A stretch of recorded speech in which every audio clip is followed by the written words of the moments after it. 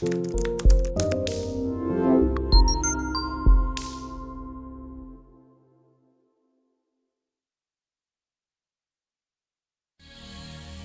woman never belongs to you. It's just your turn.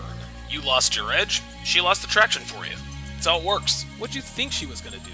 Tell you she cheated? Men cannot afford to get complacent in relationships. Get your fat ass off the couch, start lifting weights, and learn game. You're welcome. And now your man, Donovan Sharpe.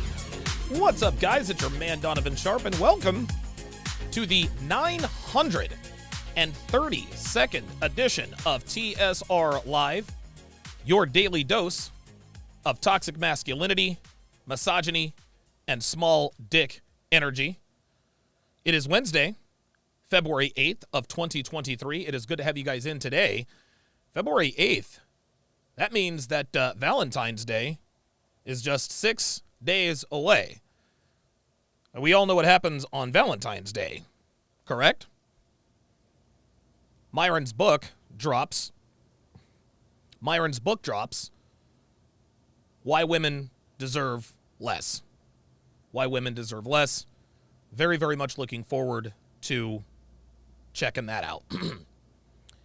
We are streaming live simultaneously to YouTube and Rumble, as well as Sharpe Stream. So however you're watching, wherever you're watching from, thank you for making the Sharpe Reality Live a part of your daily routine. Make sure you guys follow me on Twitter, at Donovan's Den, and on Instagram, at Donovan Sharpe TSR.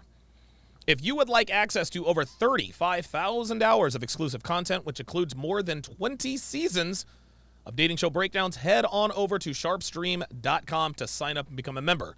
In addition to all of the great content, you get chat privileges and ad-free on-demand video. Also, make sure you download the Sharpe Stream app on the App Store for iOS or the Google Play Store for Android. It is absolutely free. Make sure you enable push notifications so that you will be notified when I go live on any platform. Guys, be sure to get your hands on my newest free ebook, Dead Bedroom, The Cure for a Sexless Relationship. If you're in a relationship that's cooled off substantially, bedroom-wise, in other words, if you're not clapping the cheeks as often as you want to, if at all, go to tsracademy.com/free/ plug in your very best email, and the book is yours. The book is yours. It is good to have you guys in today. I have a fantastic show in store for you guys today. Yes, I am a gangster with the Clippers. I actually gave myself a part during the 10-minute countdown. And so just really kind of showing off how cold your boy is with the Clippers. Shout out to my Sharpe Stream chat is on the blink, so I can only see the YouTube chat. But shout out to you guys. I appreciate you guys' support. Very, very much. Now, before we get to the bleep show, that was the pregame podcast, I'm going to bring you guys' attention to a commercial that I have recently been privy to. And the commercial, it's a commercial for Toyota's new, I guess, full-size sedan. It's called the Toyota Crown. So I'm going to play it for you guys. And I will give you my thoughts. On this new sedan, as well as the messaging they are trying to convey. Here we go. Hey, take a look at me now. Watch me standing out like a diamond in the crowd. Dance like nobody's around, 'cause I got my own style. Take a look at me now. The car that says so much. I do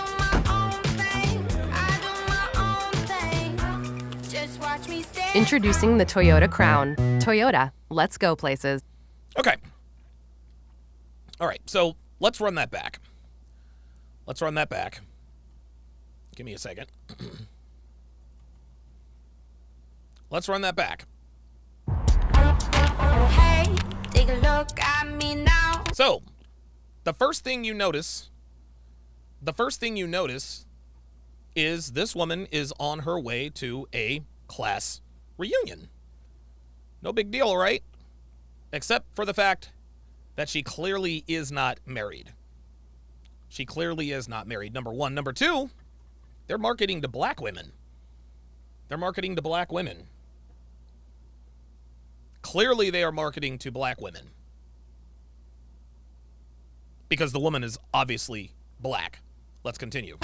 Watch me standing out like a diamond in the crowd. Dance like Hybrid Max, which is good for, it's going to save you money on gas. And I do like the two-tone paint job. Looks good. nobody's around. 'Cause I Nobody's around. Did you guys catch that? The song that's playing, and I have no idea what song is playing. I don't keep up with current music, but it says nobody's around. It's almost as though they are glorifying the fact that this woman is single. And she looks to be in her mid to late 30s. She looks to be in her mid to late 30s. Good-looking lady. Good-looking woman, but this is clearly a woman not in her 20s. Just judging by the way she's dressed. Judging by the way she's dressed. Let's continue. got my own style. Take a look My own style. My own style. My own style, which means I don't belong to a man. at me now. Ah, the word platinum. The word platinum is often used in black culture. I'm sure if I'm wrong, I'm sure Obsidian and O'Shea will correct me. The car that says so much. The car that says so much.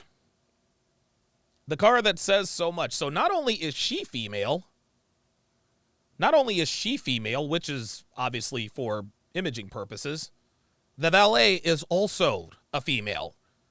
Now, guys, I've eaten at many, many, many nice restaurants, and I've had many, many, many valets.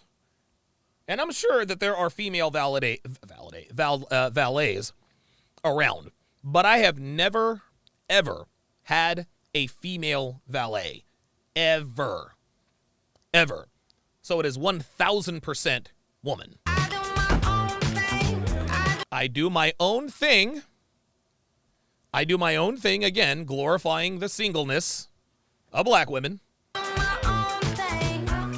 Ah, there we go. Now she's flirting. Let's rewind it a little bit.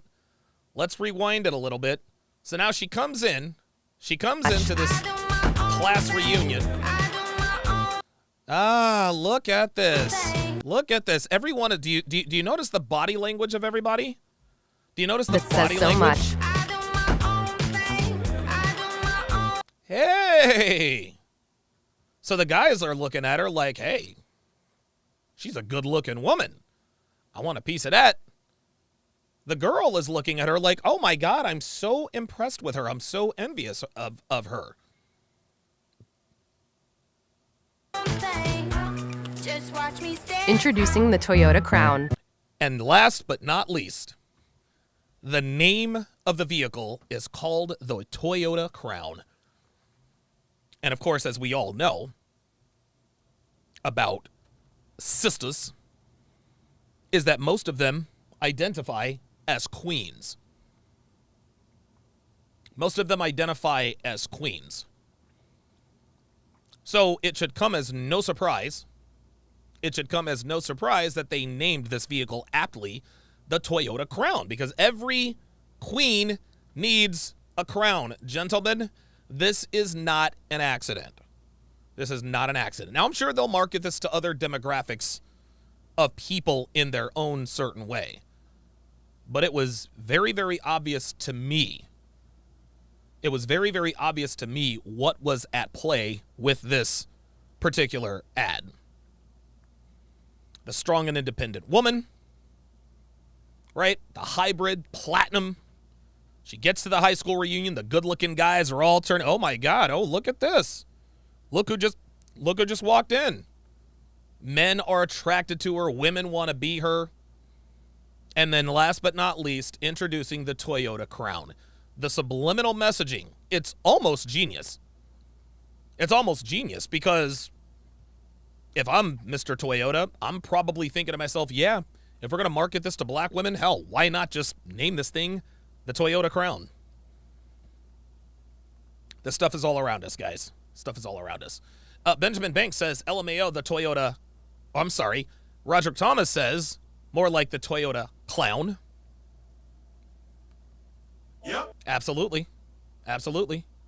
And you guys can clearly see, and listen, good-looking woman. There is no doubt about it. She is attractive as hell. But it was clear that they wanted to make sure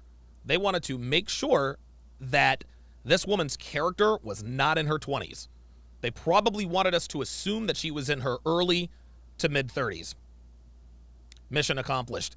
Quick question here, guys. I am giving some serious thought to moving the show back to this particular time. I think a 5:30 start gives us a few more eyeballs. And Fresh and Fit usually don't go on until about 7:30, 8 o'clock. So there's not going to be too much overlap. So if you would, guys, if you like the 3:30 start, just put in 3:30. If you prefer the 5:30 start, put in 5:30. And we'll see what goes from here. Raza the Terrible with the $5 super chat says, I take the look she has in that take for the car, not for the people or the man standing together. Absolutely. Absolutely. Dr. B84 says it's okay. You'll be competing with Fresh and Fit's time depending on how long the show runs. Yeah, again, that's the reason why I brought it back to 3:30 in the first place, is so I don't overlap with them. But they have lately started running their regular show at 7:30, 8 o'clock. Before they would start it at 5, and I'm like, okay, well, I'll start at 3:30. Hopefully I don't catch too much of the overlap, but you guys know how that goes.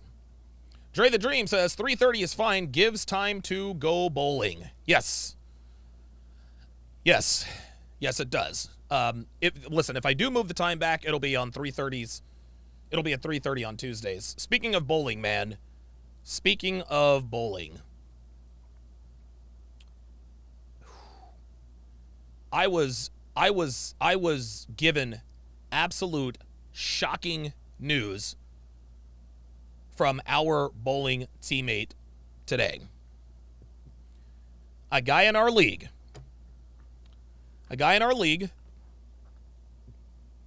He gives me recommendations, gives me tips. This guy is an ace bowler, 200 average easily. He's always, dude, he is always on top of his game. Highest average in the league by a long shot. Highest average in the league by a long shot. He's probably, I don't know, I would put him probably at like 47, 48 years old if I'm not mistaken. He's a big fan of our skits. I found out at the age of 48 years old that he died of a massive heart attack on Monday night. Found out he died of a massive heart attack on Monday night. The story goes, according to the bowling league secretary, said he left work a bit early yesterday. He went to his bedroom when he got home. His mother lived with him. At some point, she called out to him, and when he did not respond, she went to check on him and found him dead of a heart attack.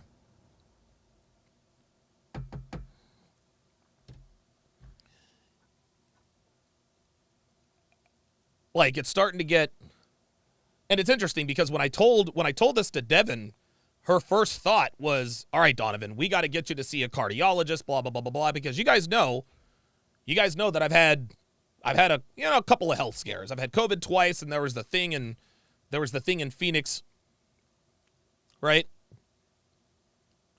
But last April, We lost Kevin Samuels to a heart attack.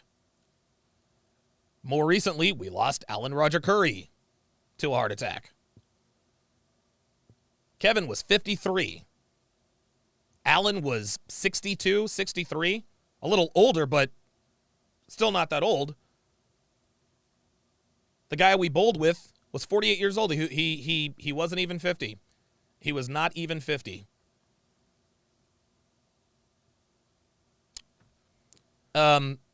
Also, Devin's trainer's, stay with me here, Devin's trainer's mother's boyfriend died of a heart attack a couple of weeks back. I know that's a lot. You know, you can connect the dots. It's just, it's getting pretty scary. It's getting pretty scary out here. And listen, man, you guys all know, as African-American men, we are susceptible to high blood pressure. Hypertension is like Tricky Trini told me. Listen, man, that's why they call hypertension the silent killer, because you'll feel fine and then all of a sudden you'll tap out. You will tap out. I'm thankful because I have the resources. I've got the gym. I have completely, like, for the last 2 weeks, I mean, dude, for really the last month, I think almost the last month. Yeah. I have completely changed my diet. I do not eat. I think the last time I ate sugar was maybe a week and a half ago. I had a small bowl of ice cream and I didn't even want that. So I have changed I have completely changed my eating habits. Today I've had a little bit of steak, a little bit of rice, and a little bit of salmon, and lots of water. So health is wealth, guys. Health is wealth. And you know, I'm thankful that I'm here. I really am thankful that I'm here, because and you know, I don't want to belabor the point here. I'll get to the topic, but I think what I had to explain to Dev is, listen, there's no doubt about it. These are all black men who have passed away well before their time. But by the same token, not that this shouldn't be concerning, but I'm 45, Devin is 46. Like, the older we get, the more frequently our peers and contemporaries are going to pass away. When I was in my teens, I didn't know anyone who had passed away. When I was in my 20s, I didn't know anyone who passed away. Now, when I was in my 30s, you guys remember the Christiana story. That was a freak accident. She was 24 years old, died of pancreatic cancer. But that was a freak accident, and I was in my 30s. But as we start to get up there in age, I mean, dude, in less than a half a decade, we're both going to be 50. People that we know, acquaintances, friends, and family, not everybody makes it to 75, guys. Not everybody makes it to 75. You know, the average, I don't know what the average lifespan is, but the older you get, the more frequently you are going to hear about your peers, people passing away. By the same token, that dude, I swear to God, every couple of months,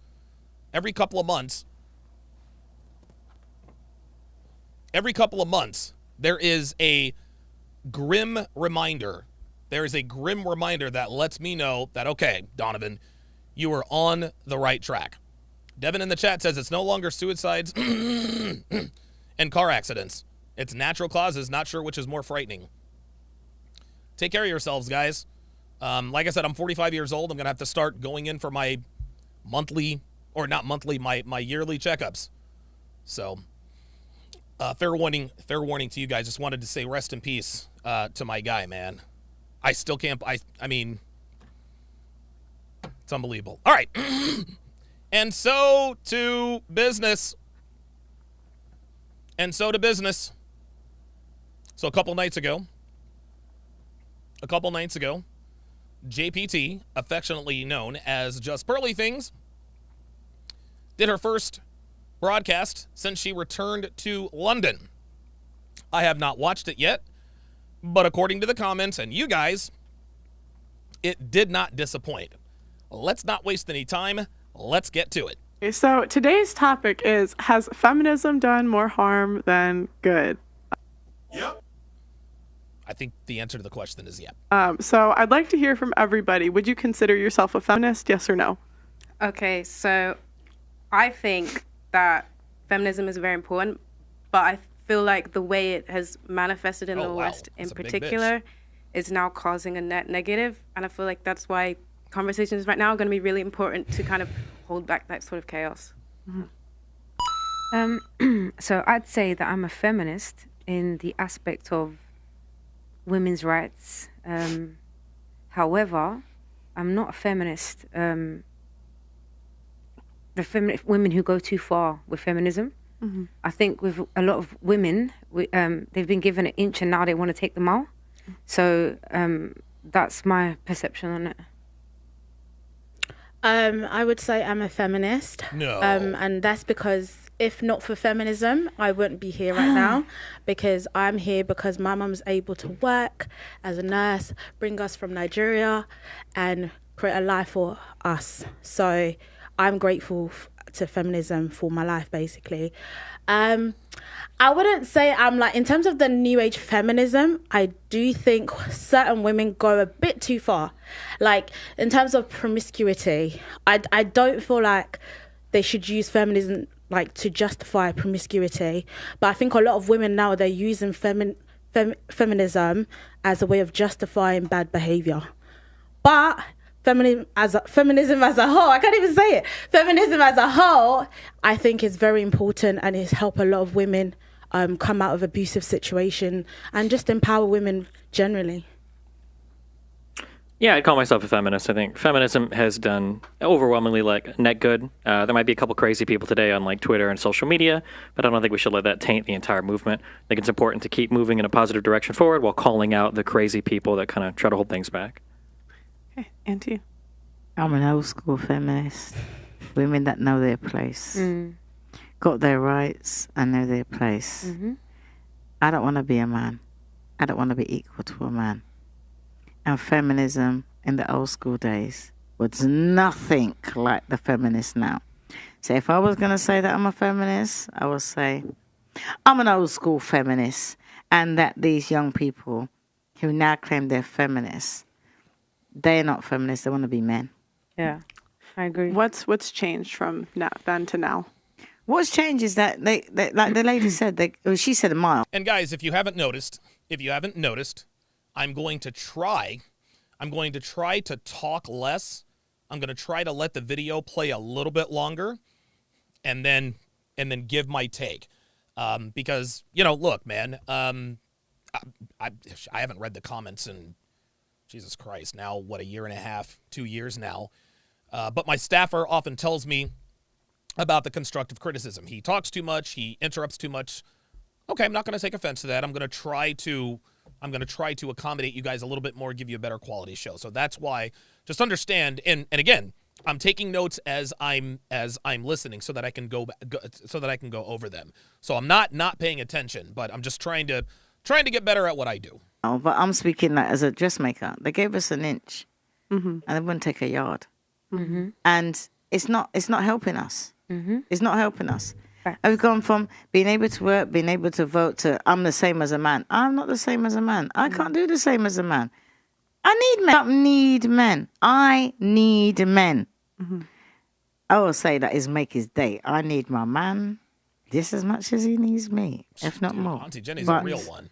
That's what's changed, is that nowadays the feminists think that they don't need men. But if they didn't need men, where would we be? So I'm a feminist that in the old school days, I like what I've been given. I've been given an inch. I'm happy with an inch. I don't want the yard. I can't handle the yard. So me, I'm okay working, taking care of my man, and being feminine. And I think the feminists have taken feminism out of the word feminist.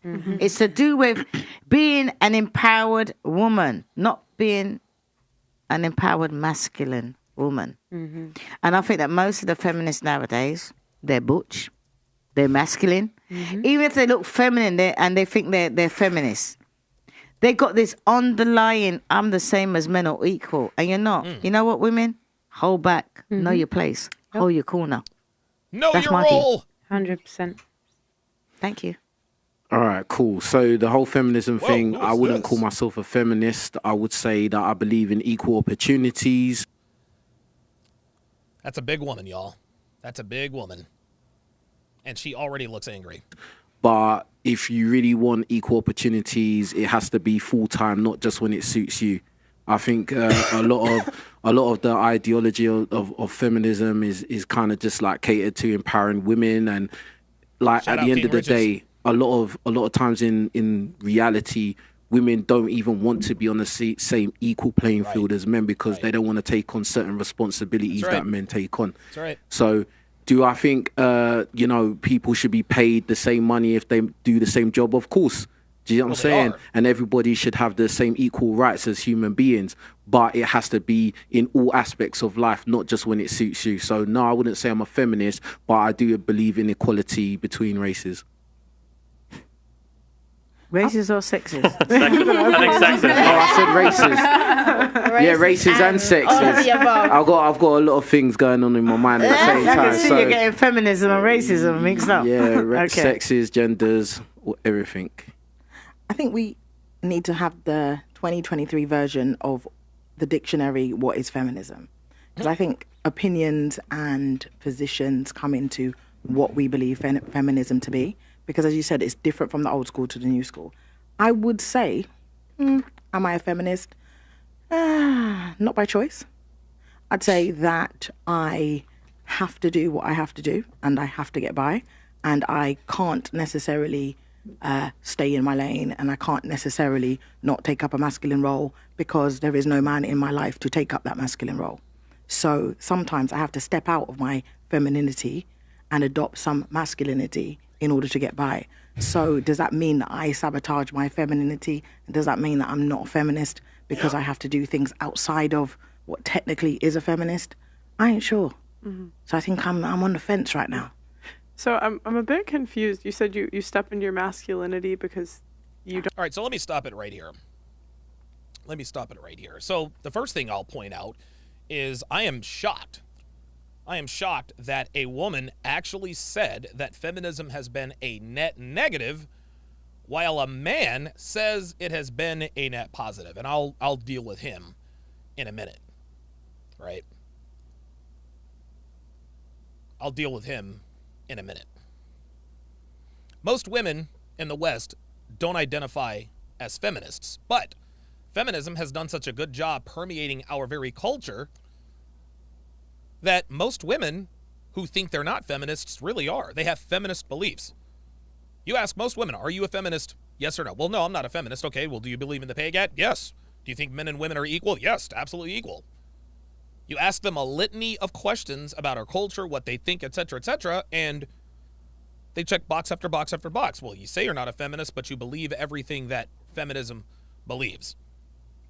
Now, Esther said feminism is the reason why her mother was able to move out of Nigeria. No, your mother is the reason why you were able to move to Nigeria. Okay. Feminism is not the reason why she lives in England right now. Feminism is not the reason why her mother was able to get out of whatever situation they were in Nigeria. This is where women really start to go wrong, is when they start to credit feminism when they should be giving credit to other things. Just because your mother is a woman and got you out of Nigeria does not mean that that was because of feminism. No, your mother had to pick herself up by a bootstrap, took you and whatever siblings she had, defected to London. I don't know what her story is, but the bottom line is that she needs to give credit where credit is due. The reason she lives the life she lives is because of her mother, not feminism. Then, of course, Esther talked about, it helps girls get out of abusive situations. It's interesting. Pearl, on a recent collaboration that I did with her down in Dania Beach, she talked about one of the things that she has learned doing this show is that women lie. She says, I used to just believe women at face value. If a woman said that she was in an Ivisuba relationship spelled backwards, or if they were a victim of EPAR or SA, she would just take them at face value until she started asking questions. And so I asked her, I was like, well, what percentage of these women do you believe are telling the truth after you start to quiz them? She says none of them. None of them. Anytime somebody says, I was in an evisuba relationship, well, how long were you in that relationship? 3.5 years? 4 years? Well, you were S8 or EPARD. Well, did you go to the cops? No. And so now Pearl is of the mind that anytime a woman comes onto the podcast or publicly proclaims that she has been EPARD or in an abusive relationship, she knows to take that with a grain of salt. What woman these days, actually, you know what? Let me back that up. It is the boilerplate response for women to say, the reason why I did X, Y, and Z is because I was in an abusive relationship. That's just the boilerplate answer. Now, to Destiny. Destiny says that feminism has been a net positive or net good, as he said. But then, of course, he goes with a straw man argument. Well, you know, a couple of crazy people on social media. Destiny, look around, man. Look around. The scourge of feminism is not just a couple of crazy people on social media. The scourge of feminism, it has rotted everything in our culture. It's rotted the workplace. It's rotted entertainment. It's not just a couple of people crazy on the internet. Destiny is trying to characterize what feminism today as just some crazy hate group just off in the fringes. No. It's not just a couple of people on social media. Get out of here with that. Feminism, guys, at the end of the day, it is a hate group. It is a hate group. Nothing more, nothing less. Feminism does not seek equality. They seek leverage. Now, just like Auntie Jenny said, she's an old school feminist. First wave feminism sought to give women a choice. That's what it did. It said, okay, look, man, we understand that not all women want to be stay-at-home moms. We understand that a lot of women have you guys have some utility. You guys have some skill. We could use you guys in the workplace in case you don't want to be a stay-at-home mom. That's all first wave feminism did. It just sought to give women a choice. It has clearly devolved into what we see today.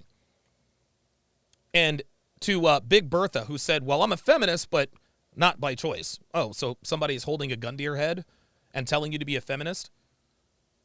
Then she starts making excuses. Well, the reason why I'm a feminist is because I am forced to be masculine because there is no man in my life. Well, whose fault is that? Number one. Ladies, if there is no man in your life, that is a you problem. That is your fault. I don't want to hear niggas ain't shit. I don't want to hear men are garbage.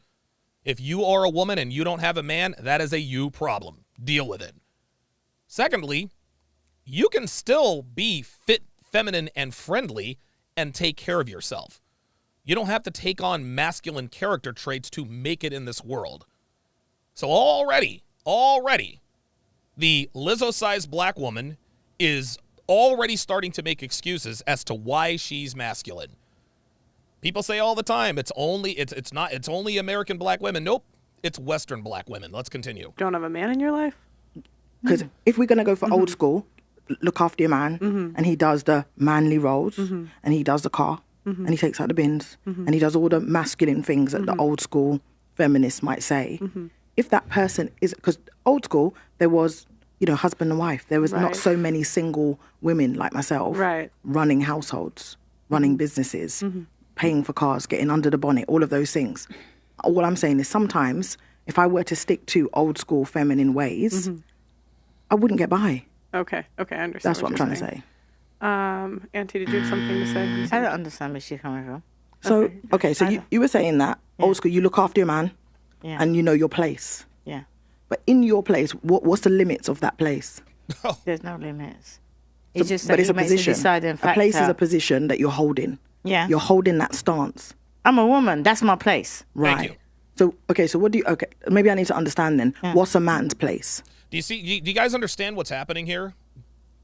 Do you guys understand what's happening here? She is asking these questions to Auntie Jenny because she does not know. She honestly does not know. That question, well, what's the limit? Translation. What's the limit you will do for your man? Right? What's the limit you'll do? That's what she's asking Auntie Jenny. Okay, I understand looking after your man and making sure he's sorted, et cetera, but where's the line? Where's the line? How far would you go? In other words, what are the limitations on your femininity and taking care of your man? Typical black woman mentality. A man's place is to look after me, make sure he's got my best interests at heart, and he has to make the final decision, which improves both of us. His final decision will always be in my benefit. Mm-hmm. So when he's not there to look after you, who's looking after you? I make sure that I've got a man. So any decision I make, even for me being on the podcast, I wouldn't be here if it wasn't for him. Because before I decided to come on the podcast, I asked his permission. People might think that's really strange. I said, what is your permission? What do you think about it? This is what I'm going to do. And there's certain things he didn't like. So I told Pearl, you know what? I can't do this. I can't do that. I can't do whatever. And then we came to a conclusion. But the final decision is always his. And I trust him with it because he'll always have my best interests at heart. And I'm a trained mechanic. And maybe that's because you've got a good man. Yeah. Wait, what? Hold on. Even if you have a good man, that sounds ridiculous. Yeah, maybe because I can't do what you just said. I can't. There we are. See? There it is, guys. There it is. The Lizzo-sized black woman says, I can't do what you did. And, of course, Destiny thinks that that's ridiculous. Right? Destiny said that's ridiculous.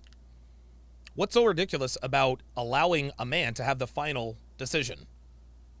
What's so bad about trusting a man implicitly to have your best interests at heart? What's wrong with that? When we say submissive, when we want women to submit, all submission is willingly relinquishing control. You cannot force a woman to be submissive. She has to be submissive of her own free will. But let me rewind a little bit here. When she asks him, okay, when he's not there, who's looking after you? Is that a serious question? What, there's no such thing as a cell phone? Right? When he's not there, who's looking after you? That question was meant to say, when do you win back your autonomy? When can you start making decisions free and independent of your man? See, because in her mind, in Lizzo's mind, if he's not there, if he's not physically present, then the decision-making falls to you. All of a sudden, you go from giving up your autonomy to getting your autonomy back. This is not the way relationships run. When I'm in Miami or when I'm traveling, Devin always makes sure she runs things by me first. Hey, I'm going to buy this. Do I have your permission? I need money for that, etc., etc. Devin doesn't say, well, Donovan's in Miami doing fresh and fit, so I guess I'm in charge. No. She always runs things by me. I always get the final decision. So when this woman says, well, when he's not there, who's looking after you? That to me is a woman who is looking for a reason to usurp her man's leadership, which is why this woman is single. And she just told us, see what you just described there, Auntie Jenny? I can't do that. Well, guess what? That's a you problem, and that's why you're single. Again, black women, ladies, sisters, take notes. Not that you will, but this is why black women, Western black women, are the least preferred. It's right here on your screen. Right here on your screen. They're masculine. They don't believe in submission, and they're always looking for a reason to usurp a man's authority. Not only that, they're grossly overweight, as are 80% of black women in this country. Because that's you putting all the trust. Yeah, I want to hear why. Because why would you need permit? Like, there might be boundaries within the relationship. Mm-hmm. So, for instance, like, I don't want you to do like a Pearl like strip show dance thing with like male strippers. Like, I can understand that because that's like boundaries of the relationship. But in terms of like, I need your permission to do a show because I like if your boyfriend or husband or whatever, if he's not like in this world, you probably know better than he does. Like, what's better for you? I'd imagine. But right? the thing is, we're both not in this world. We both don't know about social media. He didn't, and it's blown up. Well, but you're in this world now, right? Right. Yeah, but I still had his permission, so there might be certain things that have developed since me being on the podcast that he doesn't agree with. But how so do you know I will he's cut got your them best back. interest at heart? I mean, if you pick a good guy, I mean, he's a good guy. Yeah. But imagine if you didn't have a good guy. So yeah, all this the is what women I'm that are trying to trapped say. in abusive Well, and also you never know if you have a good guy until you don't. And can I just to say, leave that. don't you know yourself better than anyone? No, not necessarily, because I'm human. I got bad things and I got good things. I'm just as bad as anybody else. And I will always take other people's opinions. And then when he says stuff, I don't always take it as hard as Pearl knows, because thanks to Pearl, you know, I sorted out a few problems where I've had to, like, you know, stop, like, being stubborn. But you've given another human authority over your decision making in life. Sorry, can I add something onto that? Auntie, what you said is the exact same situation with me. I have a fiance, and I would not come up here unless I've spoken to him about it, and he's actually agreed with it. So the only reason why I'm sitting here is because my fiance doesn't have a problem with me sitting here. But can I ask you something, right? Who knew? When you go out on the street, which a lot of people don't recognize, when you go out and you dress and you speak, who do you represent when you go out? As a woman in a relationship. Your man, your husband. Right. So when you're at school and you're in uniform, you represent the school. Yep. When you go out as a child, you represent your parents. Yep. If you have a man, you represent your man. God. You're a couple. So people are gonna know that if he sees you on a podcast and you're doing God knows what, you're going to represent him. People are going to know that's so-and-so's woman. Yep. So you have to listen to him. You don't tell, he doesn't tell me what to do, but I have to take his feelings into account. Well, wait.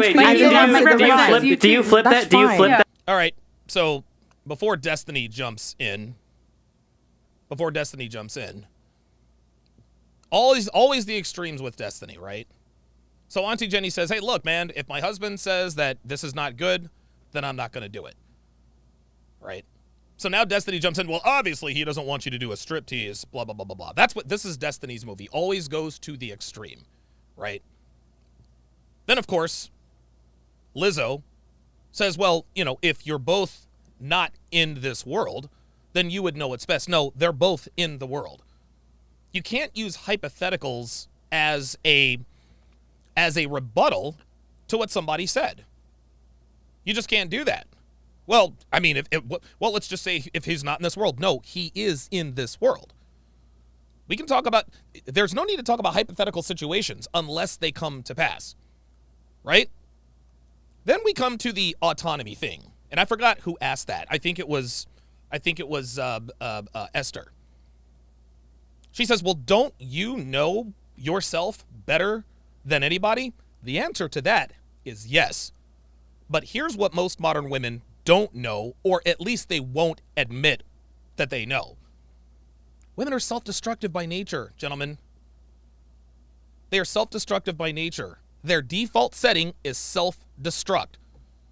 Why else do you think they got married so young back in the day? Why do you honestly, if there is a young attractive woman in the West,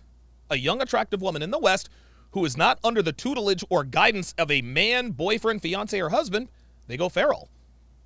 Dude, take a look at any Instagram. How many OnlyFans, dude, how many 18-year-olds, 18, 19, 20-year-olds on Fresh and Fit have OnlyFans? These are women without strong male leadership. Yeah, she knows herself better than anybody, but that's exactly why she puts her trust in a man. Same with Devin. When I met Devin, she was self-destructing. She was destroying herself with cock and alcohol. I got a hold of her, got her on the right path, and now she's good to go. And I say this all the time.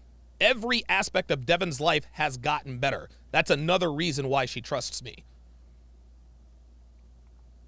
And then, of course, Lizzo says, well, that's if you know you have. Well, what if you have a good, well, what if you don't have a good man? What if you don't have a good man? Well, clearly, Auntie Jenny does have a good man because they've been married for 30 some odd years. Again, these whole what if hypothetical scenarios, that is not a rebuttal to someone's situation. What if this? What if that? What if he's not a good man? Been married 32 years. Well, what if you're both not on this earth? We are both still alive. So already the two black women on the panel are using hypothetical situations as a justification to take back the autonomy that they have given to their men that they clearly love and trust. This, again, is why black women are single. They are looking for any reason at all to not submit, to not obey, to not stay in pocket. And Auntie Jenny's 100% right. If you are a woman and you're on a podcast or you're out, you are representing your man. And I've never thought of that analogy with the school. Like when you've got the school uniform on, you're representing the school. Very good analogy by Auntie Jenny. Let's continue. That and to say, does he represent you as well when he's doing stuff? Of course. Yeah, of course. Well, then do you have authority over him to give him permission to do stuff or not? Yeah, certain things. He won't do anything. No, but we discuss everything. It works both ways. But you said you have your But he has the You have your place. final decision. It's not equal. You said He you have has your the place. final decision. Guys, we need Okay, one at a okay, time. you- Auntie, alright. finish your point. and Yeah, then he has the then you guys- final decision. If he Guys like Destiny are dangerous for women, man. So once again, well, wait a minute. Okay, you represent him well. Does he represent you well? She's like, well, of course he does. Because if he did not represent me well, then he would not be my man. Devin represents me well. I represent her well.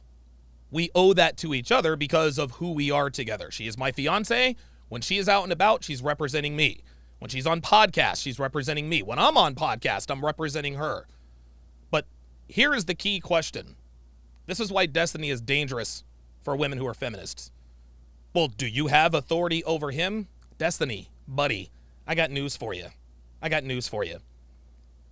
If I'm going to take care of a woman, if I'm going to be responsible for her safety, her well-being, her financial well-being, if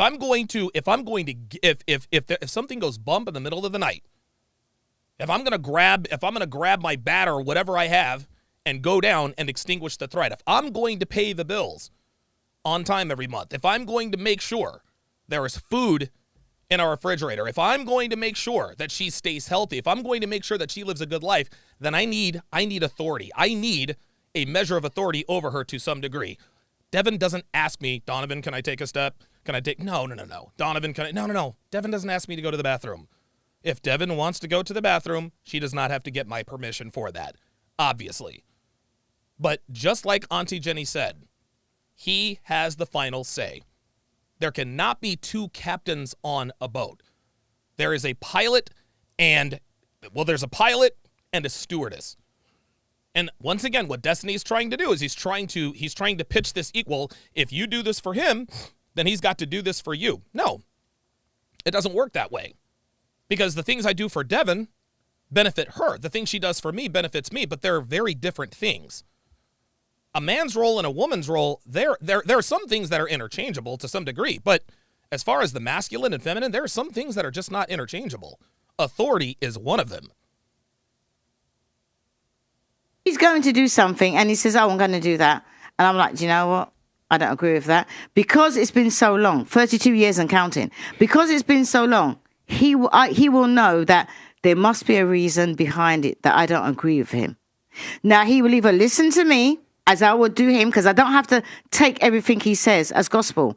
It's up to me whether to take it or not. But you're and 9 times out of 10, years. I will listen to him rather than listen to my friends. But look, because women will finally listen to their friends. What about most of us that haven't had 32 years? And so are you saying that I've been with my man 2 years and I must, what he says goes? This is what my struggle is. What I'm trying to say is you've been able to build that trust. You've been able to know that he's got your best interest at heart. Yeah. You've been able to know that he has your right intentions.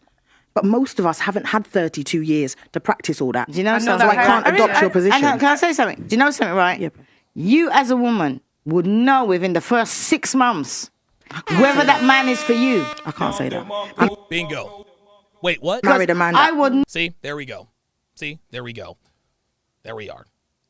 There we are. This woman, this woman is making excuses. She's making excuses not to submit. She's making excuses not to trust. She's making excuses not to give up autonomy. This is why this woman is single. Yes, Auntie Jenny's been married for 32 years, but she took the words right out of my mouth. It doesn't take 32 years to build trust in your man. Just like Jenny said, it takes maybe 6 months for a woman to figure out, oh, okay, this guy knows what he's doing. He's got his stuff together. He's a man about his shit. He's going to point me in the right direction. I better hitch my wagon to him. She said 2 years. 2 years. This is why she's single, because she's like, well, if I'm with a man for 2 years, that's just not long enough. Dude, I'm telling you, nothing is ever going to be long enough for black women. Black women will look for any reason they can not to obey and submit to a man.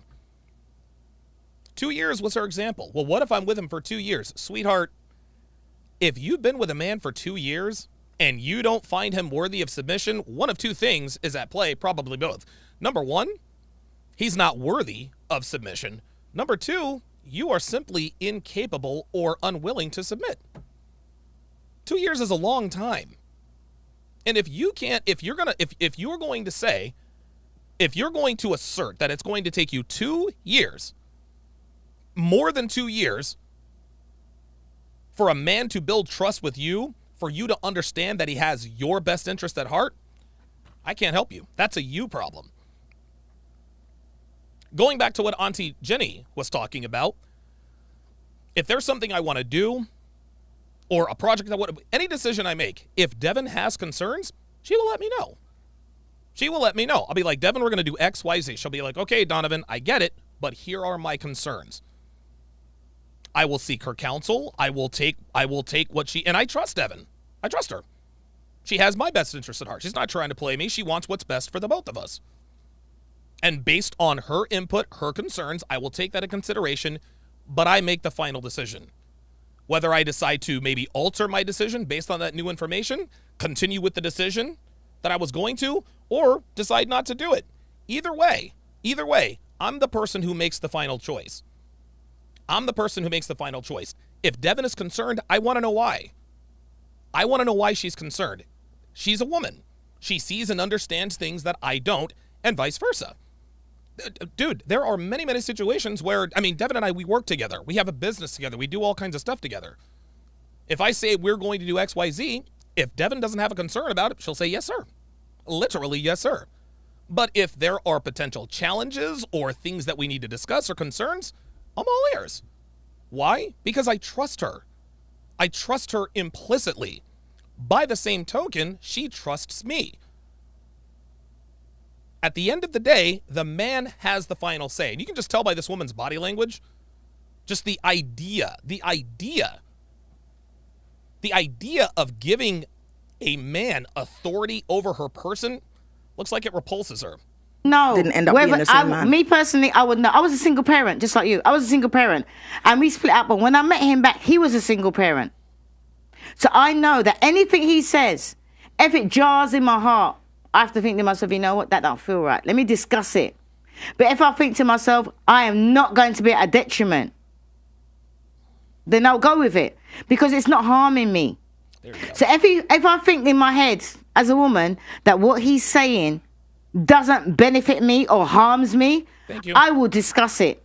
And then, because it's not the fact that, what he says goes. I will discuss it with him, and I want to hear where he's coming from. Because, all right, then, for instance, you've got a man, and both of you have a favorite artist, and the favorite artist gives you 2 free tickets to go, and then your man looks at the ticket and says, you know what, you're not going. What would you do? This conversation couldn't happen with my man anyway. No. Honestly, I think the modern relationship is way too. The modern relationship that I'm looking for is way too equal in terms of opinion and position. There's a conversation. It's about what's making me happy. And if it's taking my best friend to that concert, he wants to see me smile and he wants to see me happy. That's what's going to happen in that concert. But you didn't answer the question. So the question was, I asked you, what would you do? Is like when he asks you to do something that you don't want to do.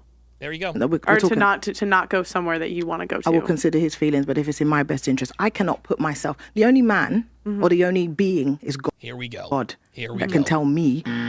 There it is. And there it is. There it is, guys. There it is. This is a woman who will be single for life. This is a woman who will be single for life. She just sat here and told us the only man, the only being who will have authority over me is someone or something we have never seen, touched, heard, etc. Women don't have any religious beliefs, guys. They only believe what the strongest men in their lives believe. The only time women claim, especially black women claim to believe in God, is when they're telling a black man what they won't do. Well, you can't tell me what to do. You're not seated at the right hand of the Father. This woman will be single for life for many reasons.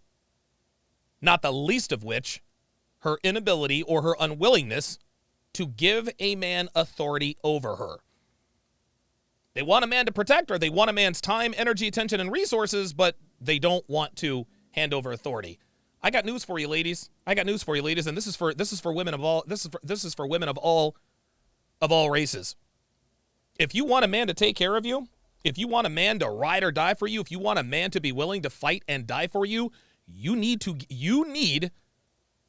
needs to have a level of authority over you. He needs to have a level of authority over you to some degree. No, this doesn't mean asking him permission to go to the bathroom. No one's suggesting that. But you do need to but he has the final say. Now, going back to Auntie Jenny's question. You both have a favorite artist. Your favorite artist gives you 2 free tickets. And he tells you you're not going. What would you do? She avoided the question because she knows she'd go to the concert. She says, if I want to take my best friend, if he wants to see me happy or see me smile, sweetheart, he wants to see you happy and he wants to see you smile. But number 1, he doesn't want you putting your relationship at risk. Number 1. Number 2, he also wants to see you safe. Now, let's just keep it real. Violence happens at concerts, but not that often, at least not in 2023. But the reason why he doesn't want you to go to the concert is because going to a concert with or without him is a risky proposition. There's a big crowd, it's loud. But at the end of the day, she just told us that she will never submit to a man.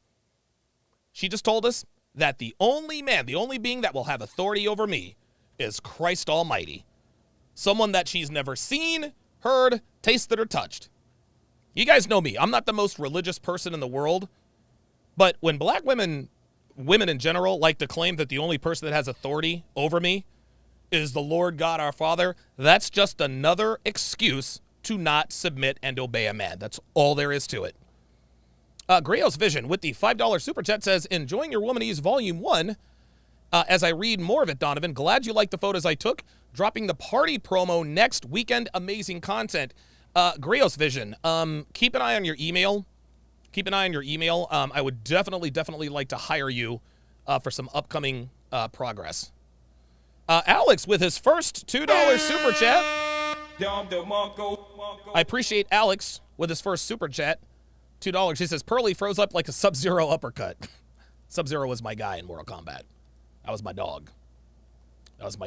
Let's continue. By speech, by prayer, by whatever, by message. God says, obey your husband. Your man. The man's he's the not head. my husband. This is what I'm trying to say. He's my man. He didn't put a ring on it. But that's what I'm saying about. You should be with him until you put a ring on it. Right, but what I'm trying to say is, if I'm a feminist, what does it mean for me as a single woman? That's what I'm trying to understand from this conversation. Okay, so can I try to add a little bit of context on it? Because it's like so basically, what they're saying is, okay, so yes, working, taking out the rubbish, doing all of these things are seen as masculinity, right? However, I don't think we're speaking in that regard because obviously these are things that have to be done. You have to take out the rubbish, you have to work, you have to do these things. But I think we're, especially as a single person, however, we're basically saying, but you're still a feminine. That doesn't make you masculine. What makes you masculine is when you're like, so let's put everything in context now. So I made the same statement as Auntie, right? So I'm going to put things into context. If I wanted to go shopping in Tesco's. This is interesting. This apparently is the woman who got kicked out. So far, so good. So I'm very interested to see when this thing went sideways with her. For example, I don't need his permission. Right. Because I'm going to Tesco's and I'm doing food shopping. If somebody invites me to a club or some kind of event, then I need to sit down and speak to him and explain to him where I'm going, what type of event it is, what kind of people are there. All right, let's say, for example, I put an outfit on. And I put on a short dress and my breasts are revealing, okay? Now, if he says to me, you look nice, babe, go out and have a good time. As soon as he's finished that sentence, me and him are done. Because I can't be with a guy like that. To me, that's a simp, okay? So if my man or my husband says to me, you need to go back and you need to change because what you're wearing is inappropriate. Now, look, a lot of people will be like, no, Why I can wear what I want if I want to wear, but you're not thinking because if you're going out with your husband, right, and you go to a club or a place and you're wearing a short skirt and your breasts are out, there's a huge possibility that you're going to put your husband in a situation. No, but he's next to me. My man is next to me. Okay, wait. Let me land. Lizzo's right. Lizzo's 100% right. She's 100% right. 100% right. When Devin and I go out to eat, dude, I make sure Devin has all the slut tells. I make sure Devin has all the slut tells. She wears short dresses. Her tits are like, dude, I want her looking hot. I want her looking hot. Ain't nobody gonna try to do anything to my girl if I'm around. I'm 6'1.5". I'm 6'2". Now 200 and what am I? 238. I've lost 17 pounds. But I'm over 6 feet. I'm wide. I'm adept at protecting myself. I'm adept at protecting myself and protecting her. When Devin is all dressed to the nines and she's vulnerable in that state, but guess what? She feels safe because she's with me. I like Devin looking like a slut when we're out. I love it because then I get to beat the brakes off of her when we get back home. But let's go back to something that Lizzo said a little bit earlier. So Auntie Jenny correctly pointed out that the Bible says obey your husband. But then she says, well, what if he's not my husband? There's another excuse. There's another excuse. Well, if he's not my husband, I'm not going to obey him. If he's not my husband, I'm not going to obey. He's got to put a ring on it. Sweetheart, you need to try out for that. You have to audition for the wife role before he puts a ring on it. And even if he does, what black Western woman is obeying and submitting to her husband? There are plenty of black women, well, hell, less than 1 in 4 black women are married, but the black women who are actually married here in the West, their men don't have authority over them, even though they swear up and down they love the Lord and this and that and the other, right? There's always a way. There's always an excuse. There's always a reason with this woman not to give authority to a man.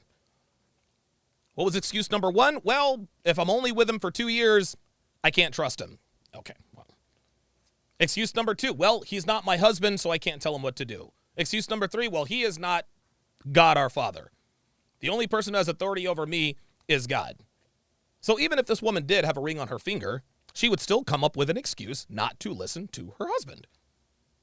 This is why the Passport Bros, is a growing community. Dude, black men with something to offer are not fucking with bitches like this anymore. They're not fucking with y'all like that, man. When you're talking, let me land. Okay, so for example, my fiance, right? If me and him went out to a place, and he wouldn't let me wear that anyway in the first place, but let's say he did, and we went out to a place, right? And a guy comes and taps my bum. But why would he do that? Because that's exactly what the hell he would do. You kidding me? Are you kidding me? If I'm out with Devin and I see some guy grab her ass, I'm knocking his ass out. I'm knocking his ass out. A stiff left to the jaw, put him right to sleep. That's what would happen.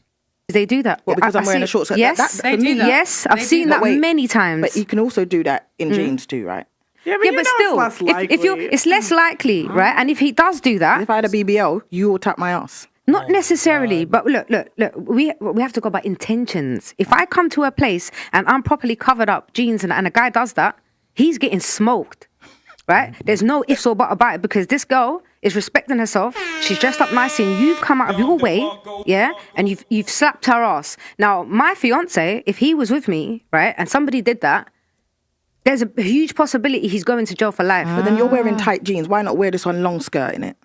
If you're going to do modest, you can wear a long do skirt. what modest then. Yeah, you can do no curves, no nothing. That's what you should do then, because you're calling for it also with the little tightness. Okay, wait, get. Oh, did this woman just say that you're asking for it? Really? Did this woman just say You're asking for it? I can't believe what I'm hearing. This woman who calls herself a feminist just said, well, listen, if you're dressed a certain way, you're asking for it. Guys, this woman just argues to argue. The reason why she's not completely insufferable is because she has a very soft voice, number one. Number two, she's British.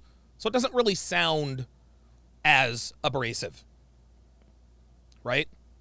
She's not as loud and crazy as Esther, but she is still combative. You don't have to be loud and crazy to be combative. The woman that you see on your screen next to King Riches, this is a combative female. Combative females don't have to be acting crazy and this and that and the other. You can't tell this woman anything. This woman will never say, okay, I see what you mean. There is an answer for everything. Vacnine says it, the need to be right. She's got to be right. And that right there is one of the many deal breaker afflictions that Western black women have that make them radioactive to everyone, even their children. Getting away from the close. Getting away from the close. You guys, this is what I'm so confused about. And Auntie, you kind of did it and then walked to a more agreeable area. You guys talk about things that are basic relationship norms, but you like frame them in the most toxic way possible. I don't understand. So you talk about like, if I'm going to wear something and go out to a club, my boyfriend, my husband, whatever, is going to approve of it, which it, to some extent like can make sense in a relationship context. But if you flip that around, if your boyfriend or husband says, I'm going to go out to party, and there's like, 10 girls there and like 2 guys, I imagine you'd have to okay that, right? You'd have to tell him whether or not you give him permission to do that. No, you don't. You don't. I do whatever the fuck I want. I do whatever I want, Destiny. I do whatever the hell I want. And you want to know why? And this is interesting that Destiny brings this up. Destiny is speaking from a place of equal or lower value. He's speaking from a place of equal or lower value. Here's what I mean. The point of view from which he speaks is a man that has the scarcity mindset. In other words, his woman is the best he can do. His woman is the best he can do. His value is either equal to or less than his woman's. His woman has more options than he does. There are more of him than there are of his woman. And when you're in that situation, when you look at it from that vantage point, then yeah. Hey, honey, the guys are getting together to play poker and there's going to be some girls there. Do you mind if I go? No.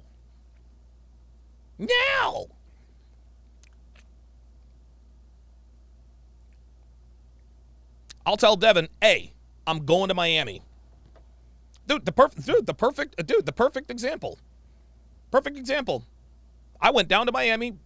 Dude, I was on a yacht with 150 girls. Did Devin have a problem with it? I don't know. Maybe she did. Maybe she didn't.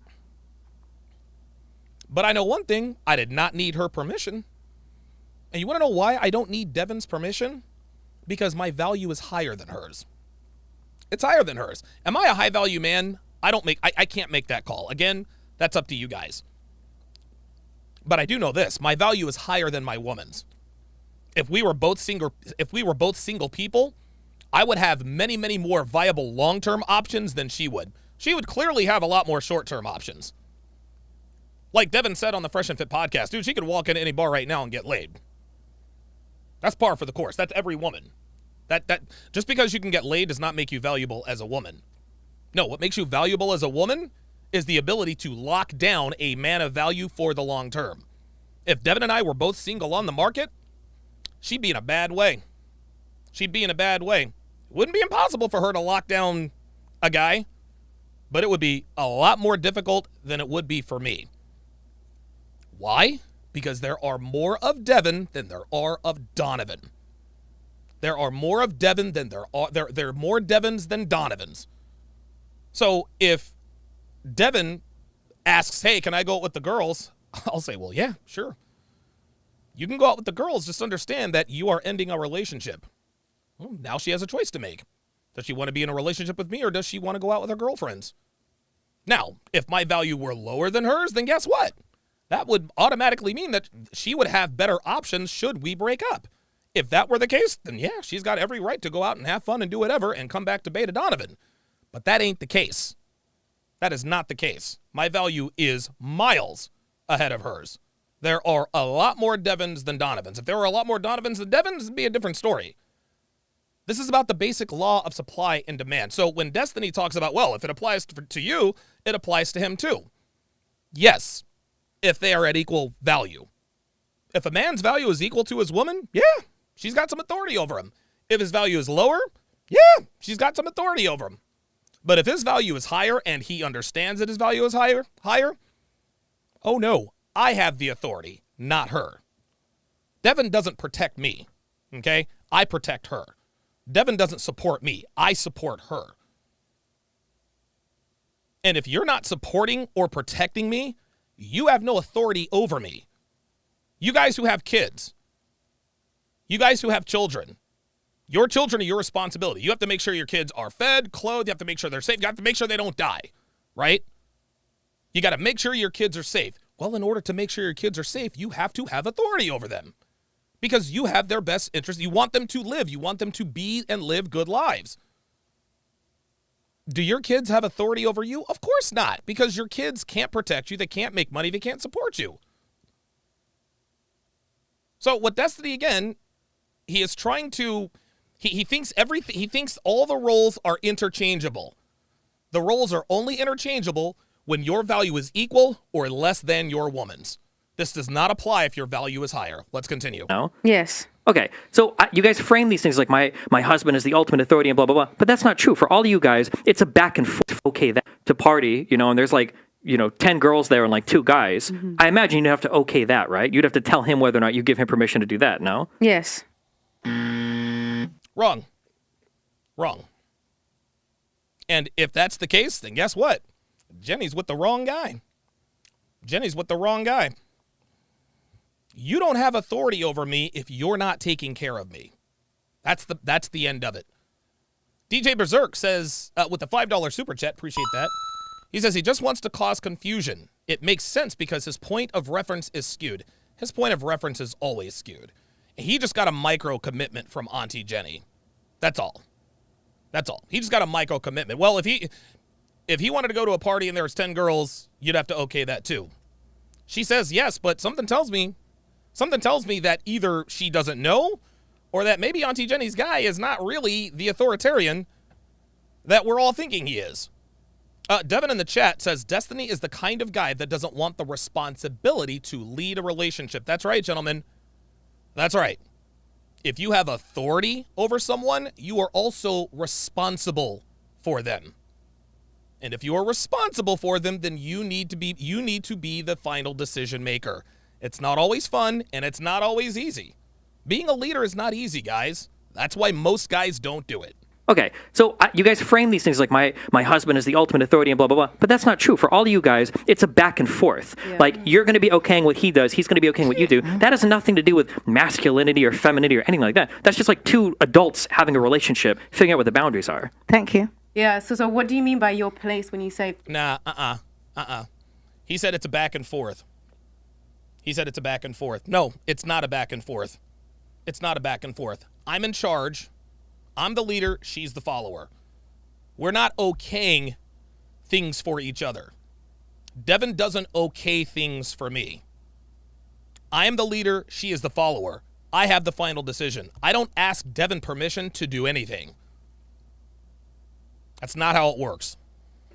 Auntie, what Destiny's saying that it is an equal exchange of looking out for each other. No, I think Well, with me, I'm different because if I'm gonna wear a short skirt and something sexy, I'm always gonna wear it with my man. Mostly I wear it at home, but if I want to go out and I say to him, "What do you think about this?" And do you know what? What Destiny said.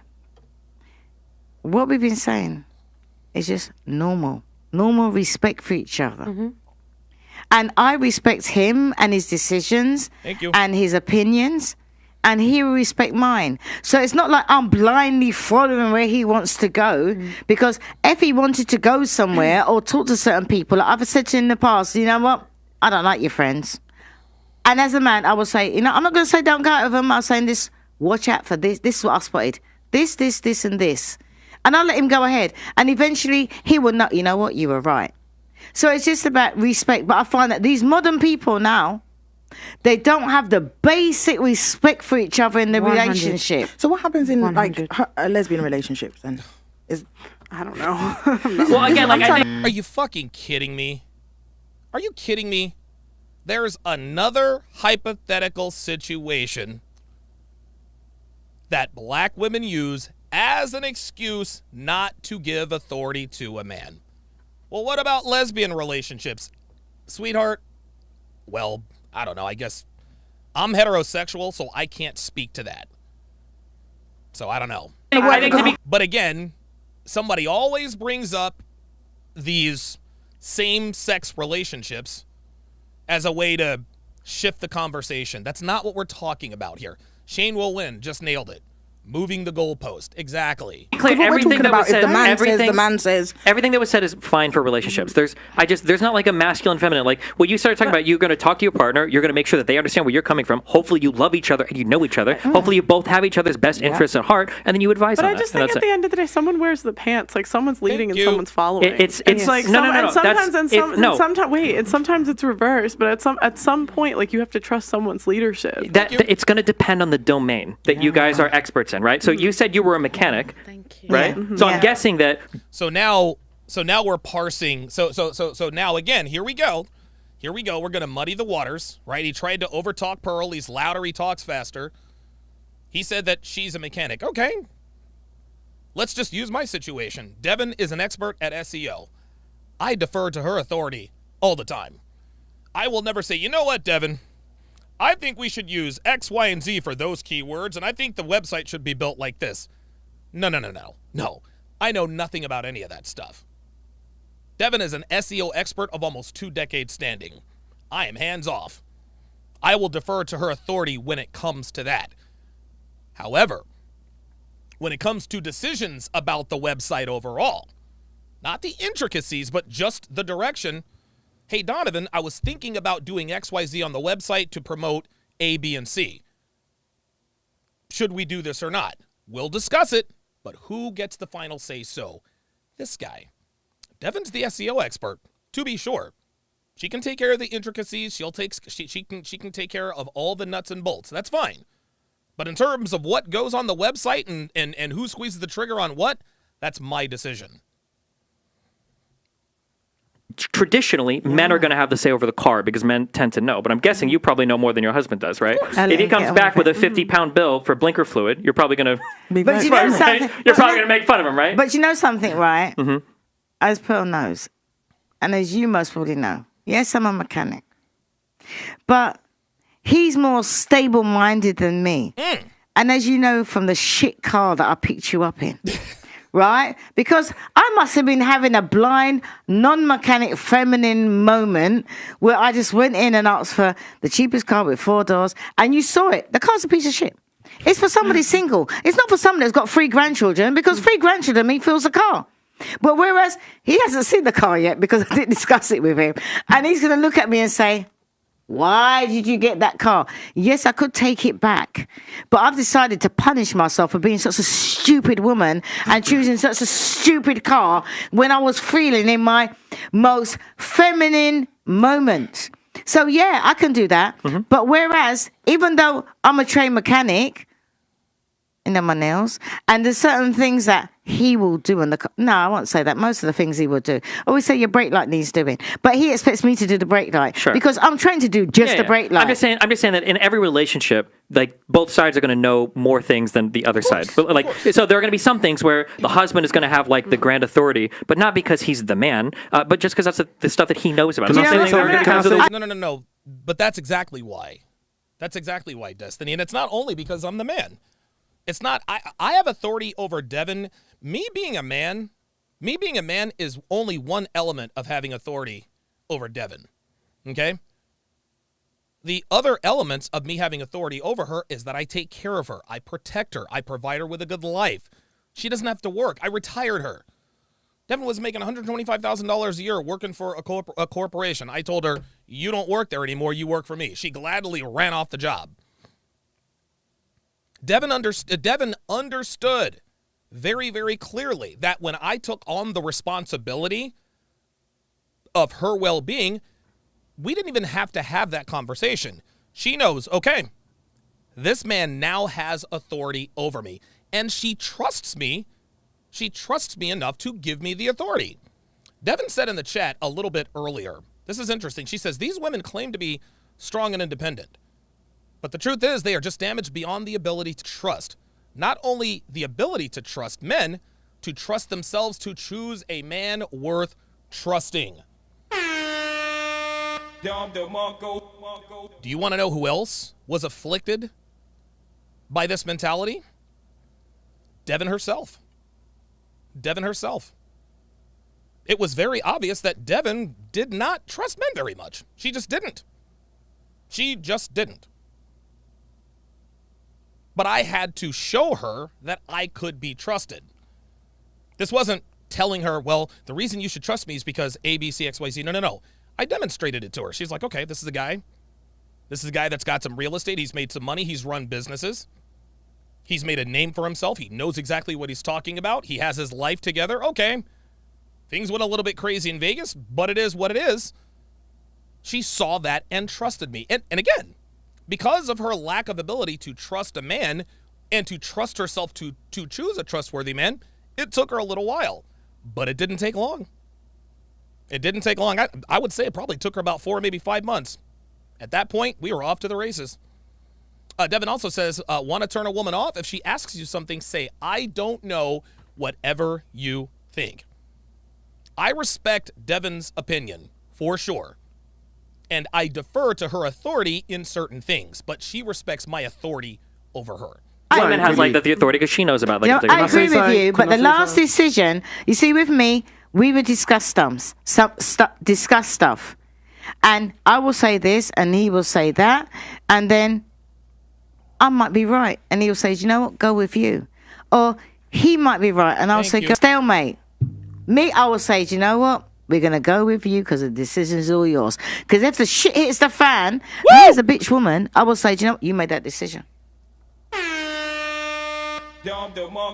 And that is the very definition of a woman who understands the authority and responsibility of a leader.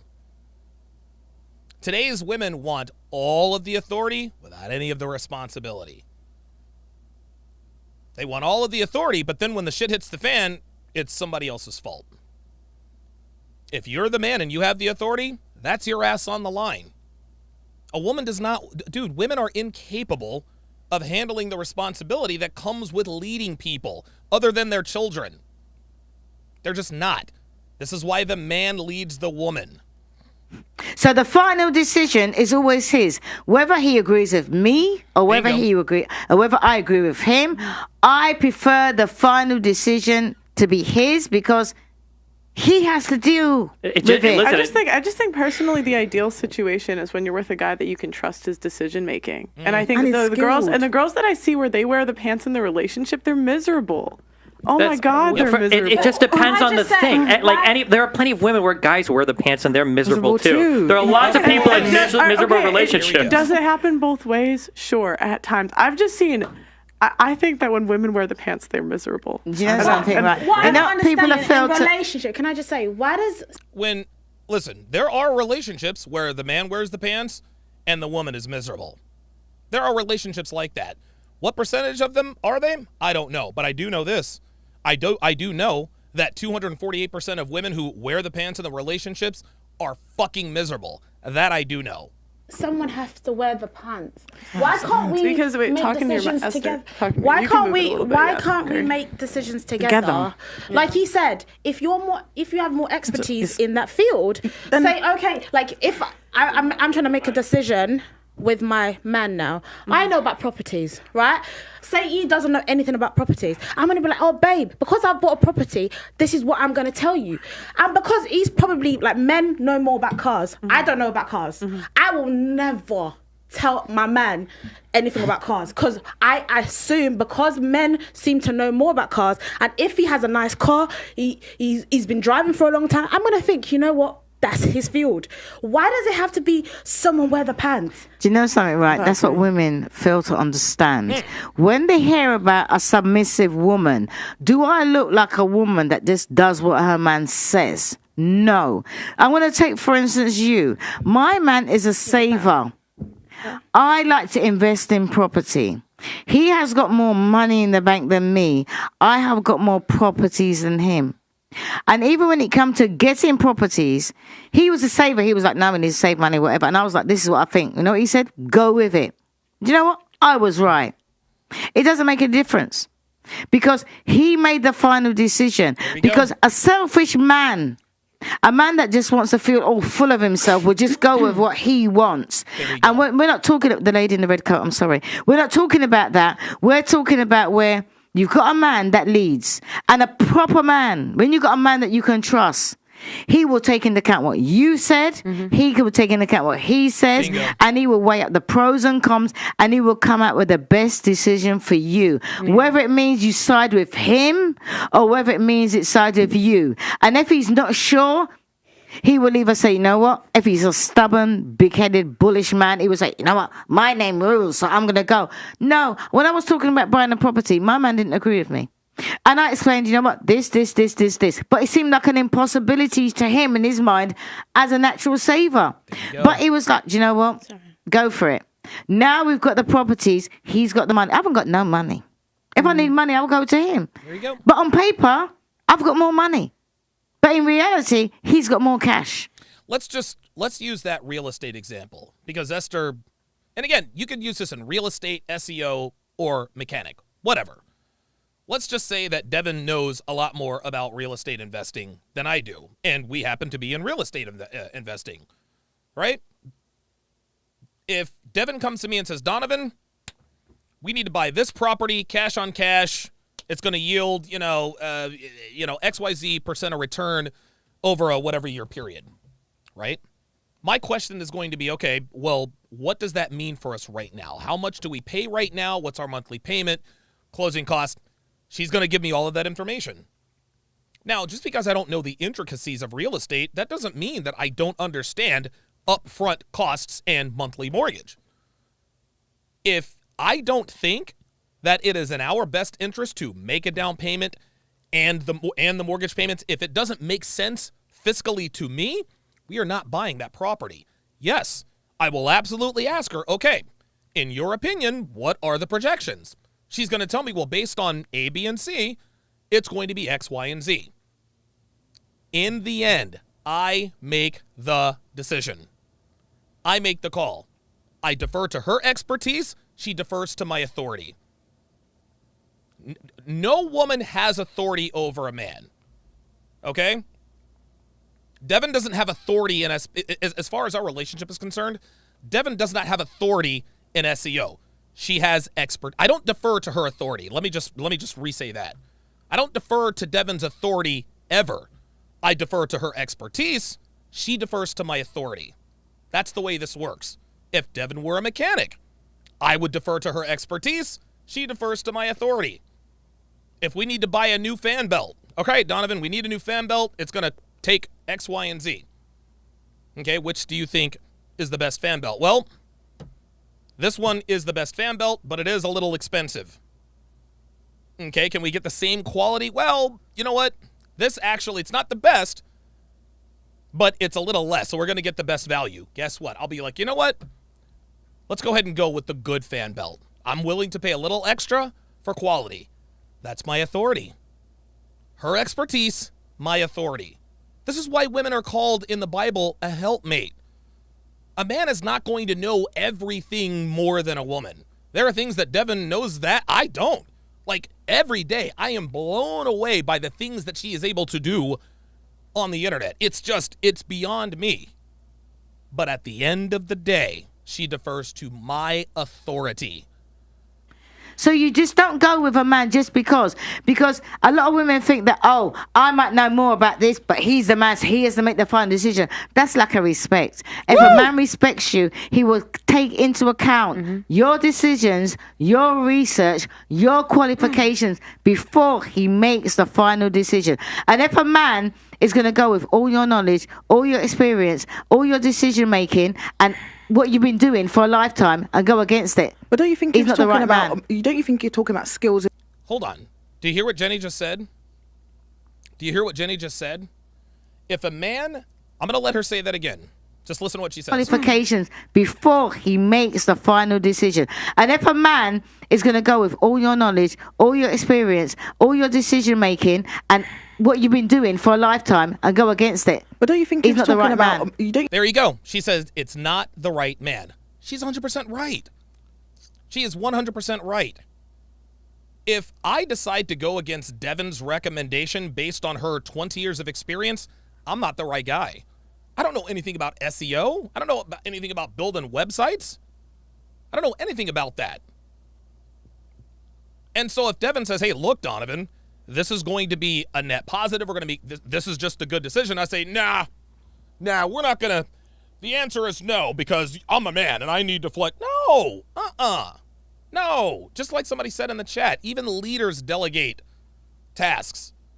I would be an idiot not to defer to Devon's expertise just because I have a Y chromosome. That's stupid.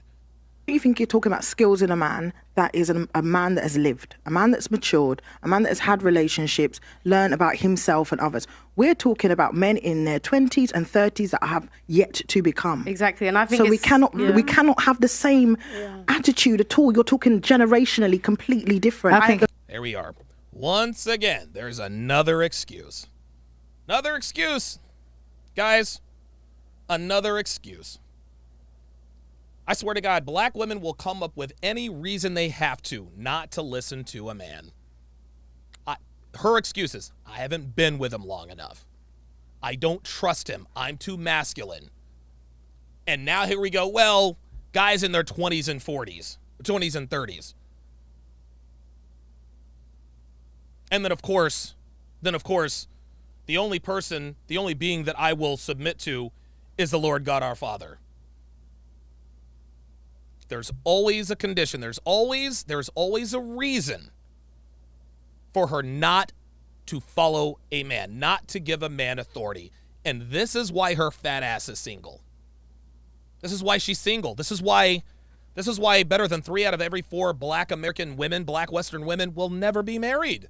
Because they will come up with whatever reason they have to justify not listening to a man. The value base is completely different. The way that they are raised are different. Your expectations for our 2023 men that have been raised with sometimes very little foundation, you're expecting so much for them to have all of these qualities that your man of X years and X age and big age are having. I don't think they can be compared. I think the point is to pick a good man that you can trust. 100%. But what I'm talking about, we're here now. Okay. We're here trying to find this good man. But in the Mecca, we're like, oh no, the nonsense is happening. Trying to find a good man, I would lose a bunch of weight. That's where I'll start with Big Shirley. Listen. Hold on. I've been listening to, I haven't even said nothing for ages. Yeah, like at the end of the day, it comes down to who you pick. Yeah, 100%. It comes down to who you pick. So you can say all of this. We're trying to find these good men. At what age are you trying to find these good men? And where are you trying to find them? Can I say something, King Riches? Yeah. Right. You're saying about picking. The problem that I find nowadays is that the women's picking. Don't let the women pick. The men's supposed to pick. Yeah, that's no. What I'm Hold on. The problem is that to pick. It's what Camilla. Yeah. The problem is at 25 there are no men like this. Okay. If you're a 22-year-old woman, you're not going to find a 25-year-old guy that's ready to take charge and lead everything. That's not true. That's not true. That is absolutely true. No. Destiny's 100% right. 1000% right. You guys know that I'm not Destiny's biggest fan, but I will ride with him on this one. There are no 25-year-old man is ready to be the leader. not the way he's supposed to be. That's absolutely true. No. I'm so sorry. No. I know there are a lot of children on this panel, but you're not going to find a 25-year-old guy that has all of it. When the average kid gets out of school today at like 22, 23 years Not in old, England. you thinking, when in England you finish college? But wait, 18? No, you don't. University? University, 25. University. Okay, I'm sorry. We call it different things in America. Yeah, if in university, if you finish that at 20 to 23, there's no way. 21. 21. There's no way. Students, you can At 24, 25, as a man, you are not going to have all the faculty that you will when you reach 30, 35. You don't have that lived experience yet to know what it's like to lead a household, to live a life, to exist in like the world, and to navigate it in a responsible way. Wow! I can't believe I just gave Destiny a Don DeMarco. Destiny is 1,000% right. 1,000% right. Now, 60, 70 years ago, there were plenty of 25-year-old men who were ready to be leaders, ready to be heads of household because they were raised the right way. Masculinity had not been legislated out of the male behavior yet. Men back in the day, they were raised from, listen, if you're a little boy and you're raised back in the day, dad taught you how to turn a wrench, taught you how to fix a tire, taught you how to shingle the roof, taught you how to fix the gutters. He led by example, being a strong, capable leader. Maybe the son goes off to the military for 3 or 4 years. At 18, he comes back at 22 years old. He's ready to rock. He's ready to rock. He understands responsibility. He saw his father. He saw his father as the head of household. He knows he's got all of his faculties and all of his utilities. But this was 60, 70 years ago. It is not like that today. Destiny is 1,000% right. The average rank and file 25-year-old male is nowhere close to being capable of being a leader. This was not the case 70 years ago, but it ain't 70 years ago. It's 2023. I think it's so funny. Not 1953. That you guys are the first ones to say that we have too high expectations and then come and tell us that we're not picking the right men and that we're just picking irresponsible men. Let's see this dichotomy. You could date an older guy. If you think that you need a 35-year-old guy to date one, you could. That's a quick fix. Nah, I'm all right. Come on, but what if we're not attracted to older men? What did you say? But then that doesn't fix it. Here we go. But I'm not attracted to older men. Here we go. Here we go already. We just came up with a perfect... Oh, wait a minute.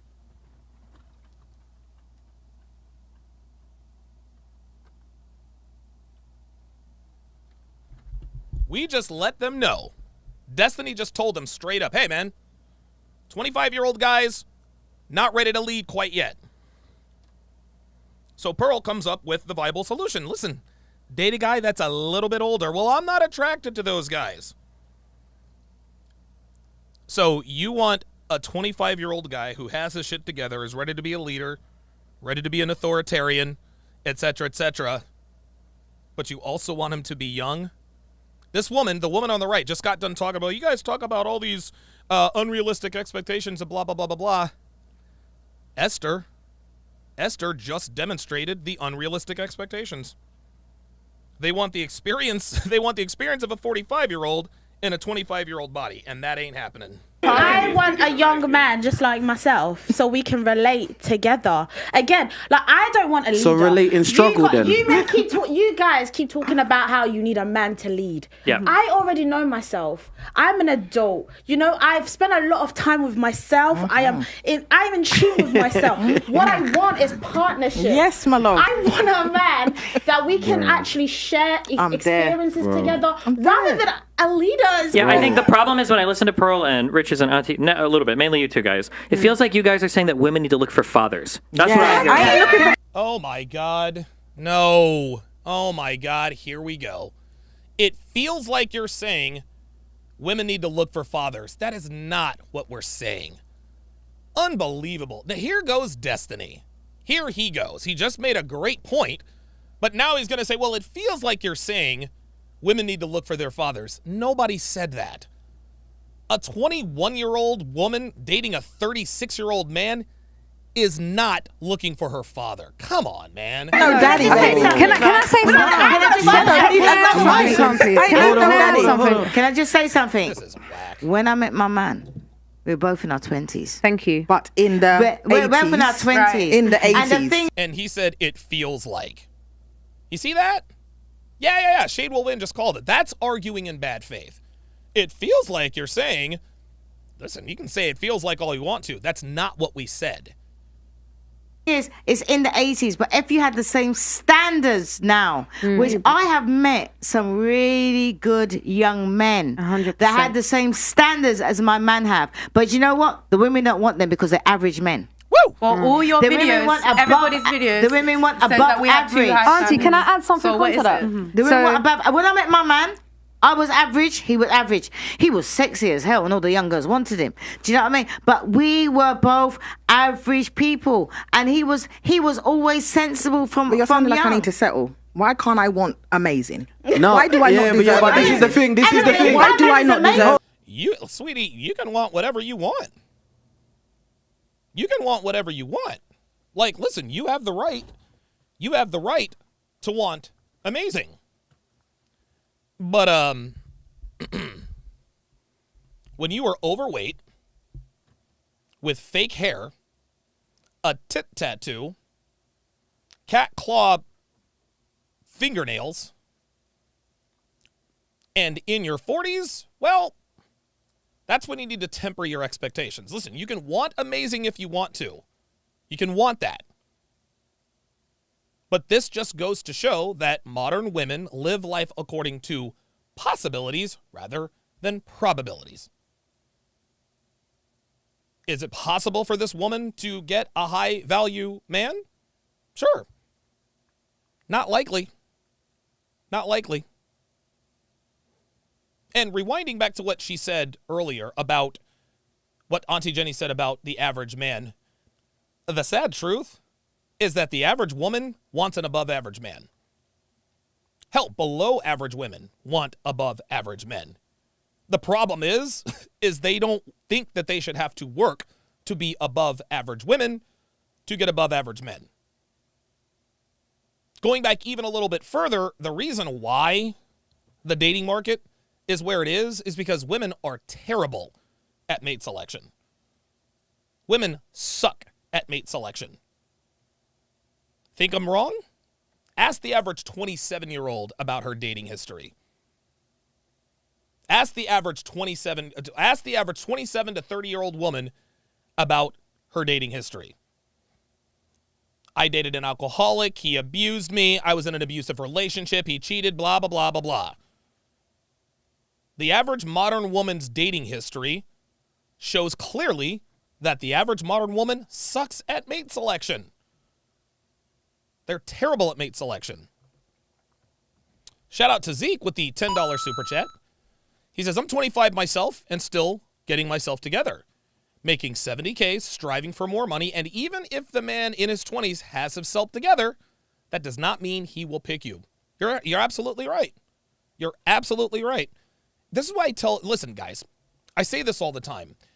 As a man in the West, you're just going to have to understand that your rite of passage, if you want to be successful in your life, is to survive your 20s. Survive and thrive in your 20s. When you are in your 20s, make money, make muscles, learn game, hold frame. Because when you're in your 20s, women who have options are not going to take you. Women who have options are not going to take you seriously because of your age. This is just how it is. Is it fair? It doesn't matter if it's fair. If you are 25 years old, women with options are not going to take you seriously because you are only 25. Now, if a woman with options sees that you have potential, like let's say a 23-year-old hottie gets with a 26-year-old who's maybe in pre-law or pre-med, she can hitch her wagon to that guy, right? But even still, she's basing her decision on his potential. But guys, what you're gonna have to understand is your 20s are not going to be easy. Your 20s are not going to be easy. And they shouldn't be. If you want to be successful in your 30s and 40s, your 20s can't be easy. You're going to work a lot of hours. You're going to go through a lot of heartbreak. This is just how it is. Then when you reach your 30s, you are tempered, experienced, and battle-tested. That is attractive to women. Hold on. You can want what you want, but can you get it is the question. Can I tell you something, right? My man is amazing. She says you can want what you want. Can you get it is the question. Well, the answer is... oh, hell no! Or probably not. Let's continue. He's always been amazing. He was amazing when... I'm older than him. He was amazing when he was young. That was a bit shady, pal. And he was amazing old. Shady. It's like, you know, it's like, well, like, why aren't they perfect? It's like, I didn't say perfect, but it's like everybody's saying, I need to have it as average, Why? I ain't average. I am not average. I'm going to let you know right now. What makes you not... Oh, boy. Oh, boy.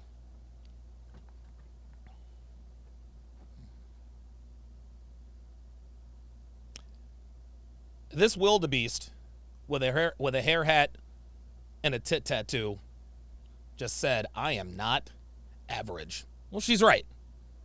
She's right. She is below average. She is below average. This is incredible. This is incredible. Not average.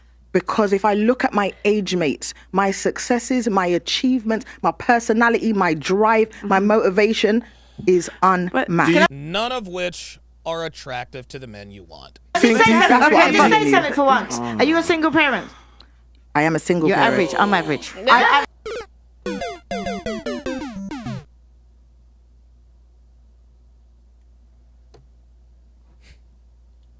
She is an overweight, single mother who has a problem with male authority. Overweight, single mother who has a problem with male authority. No. Listen, you can want amazing all you want to. You're going to be single. Dr. B84 with the $10 super chat says, I was in school for almost all my 20s. I now work 2 out of 4 weeks in a month.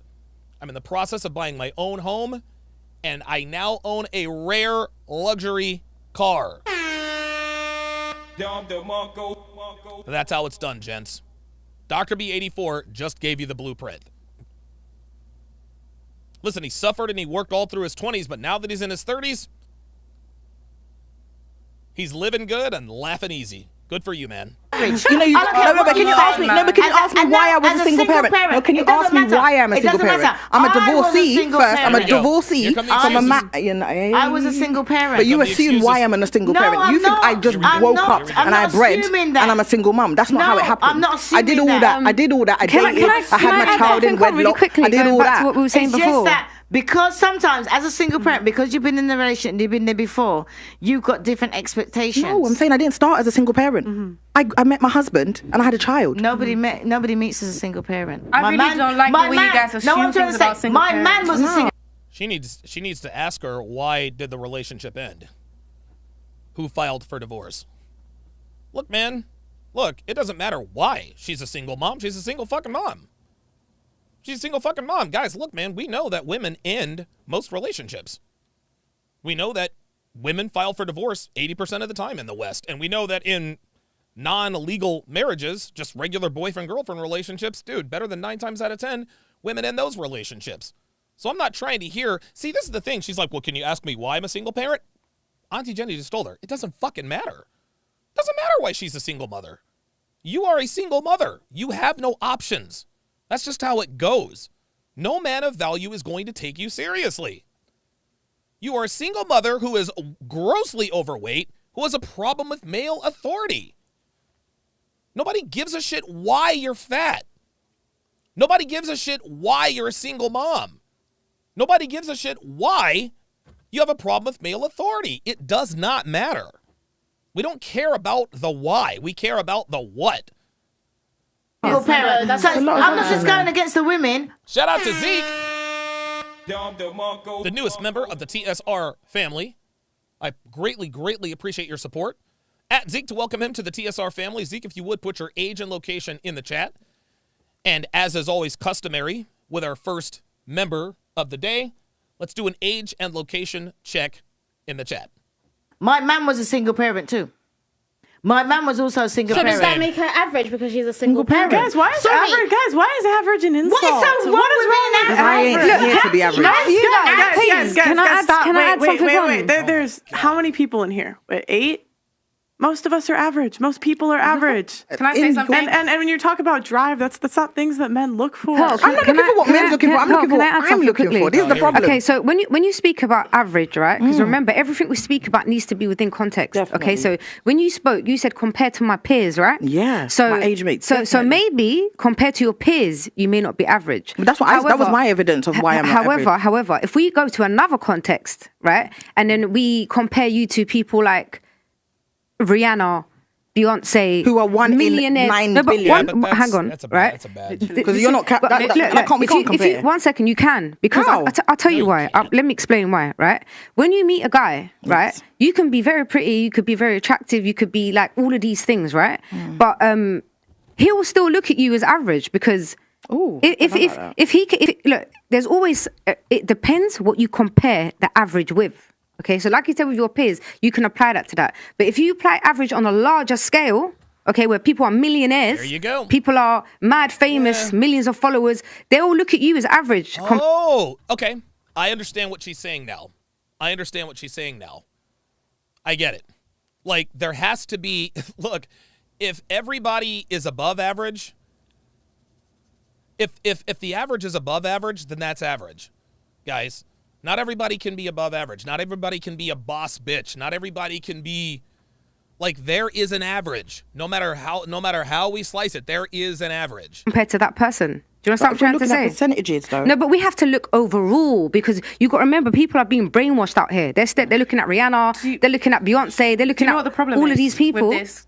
The whole thing is Wait, if you don't mind, can I just finish what I was saying? So that's the first thing I was going to say. It's in context, right? Who you're comparing yourself to. Because I wonder what set this chick off.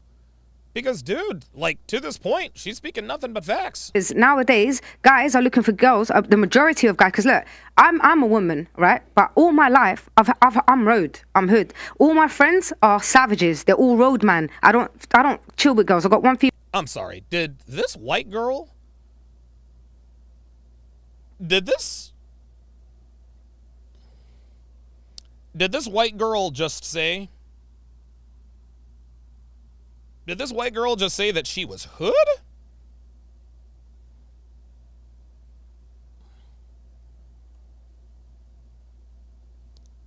Let me rewind that. Let me rewind that and just to make sure I'm understanding her correctly. Right, who you're comparing yourself to. Because nowadays, guys are looking for girls, the majority of guys, because look, I'm a woman, right? But all my life, I'm road, I'm hood. All my...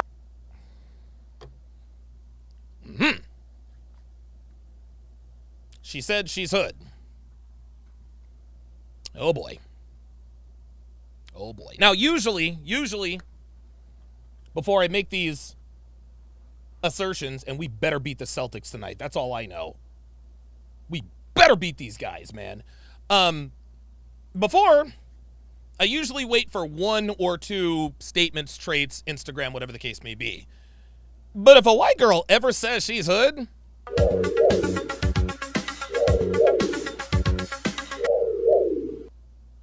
we have absolutely reached a verdict. This white girl actually said she was hood. Hashtag SFNY, San Francisco to New York. Wow. My friends are savages. They're all road man. I don't chill with girls. I got one female that's my friend. All my friends are males, so I hear them when they speak. This younger generation, a lot of them are actually looking for girls with money. That's what they want. Girls with money, girls with... Oh, yes. Oh, yeah. Yeah, she's definitely hood. She's definitely hood because if all the niggas you know are looking for bitches with money, that means you're hanging out with some ain't shit niggas. Oh, boy. Well, that escalated quickly. Cars, girls with that's how they're thinking now. Their thinking is completely different. So a normal basic 9 to 5 working person or working class or whatever, it's average to them. It's average because they're seeing these things every day. So that's the first point I wanted to make, right? The second point I wanted to make is people are like, oh, the man should be in control. The man's you have to listen to the man, and the man's got the power. But really and truly, right? If you're married, right, or you're in a serious relationship with a man, you're the one that's in control. You're the one that's in power. And I'll tell you why. Because when your husband respects you, right, he'll do anything for you. You ring him and say to him, look, I need... Oops. Oh, boy. I'm sorry. Let me take that back. I take that back. Oh, my goodness. Listen, my bad. I jumped to conclusions. on that one. Dude, where does this go sideways? This woman is speaking facts. With a man.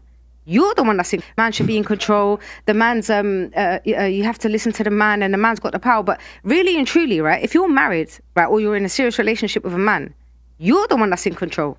You're the one that's in power. And I'll tell you why. Because when your husband respects you, right, he'll do anything for you. You ring him and say to him, look, I need milk. He's dropping everything and he's coming. He's bringing milk.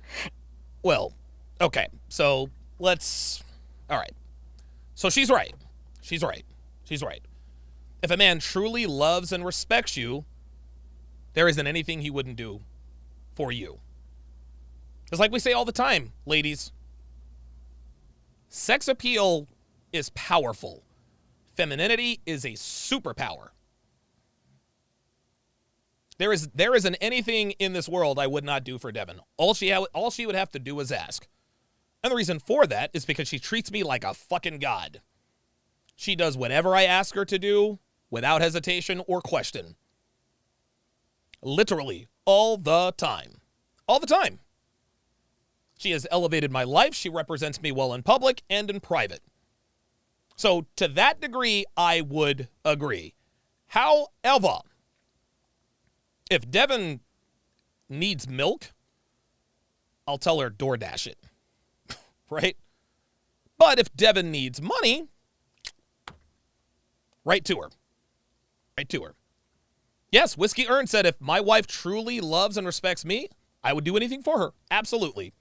I would do anything for her, but I'm not going to defer to her authority. If Devin says, hey, can you go and get me... Now, if I'm out running errands and Devin's like, hey, we need milk, 100%. I'll go and stop and get milk. 100%. I'm not tripping. That's no skin off my back. If you ring him and say to him, I need this, or something's happened, or he's coming running straight for you. So really, you're actually in control. As long as there's respect there, right, and there's the love there, and you're playing your role and he's playing his role. They say that a woman is the neck to a man's head. So you can turn his head whichever way you want to turn his head. You just got to know how to. Now, see what she's talking about there is manipulation, right? A woman is not a neck to a man's head. No, like I have control over and I understand what she's saying. But when we get off, when she starts going off to you can make a man do whatever it is you want him to do, all you have to do is play your role. No. That's.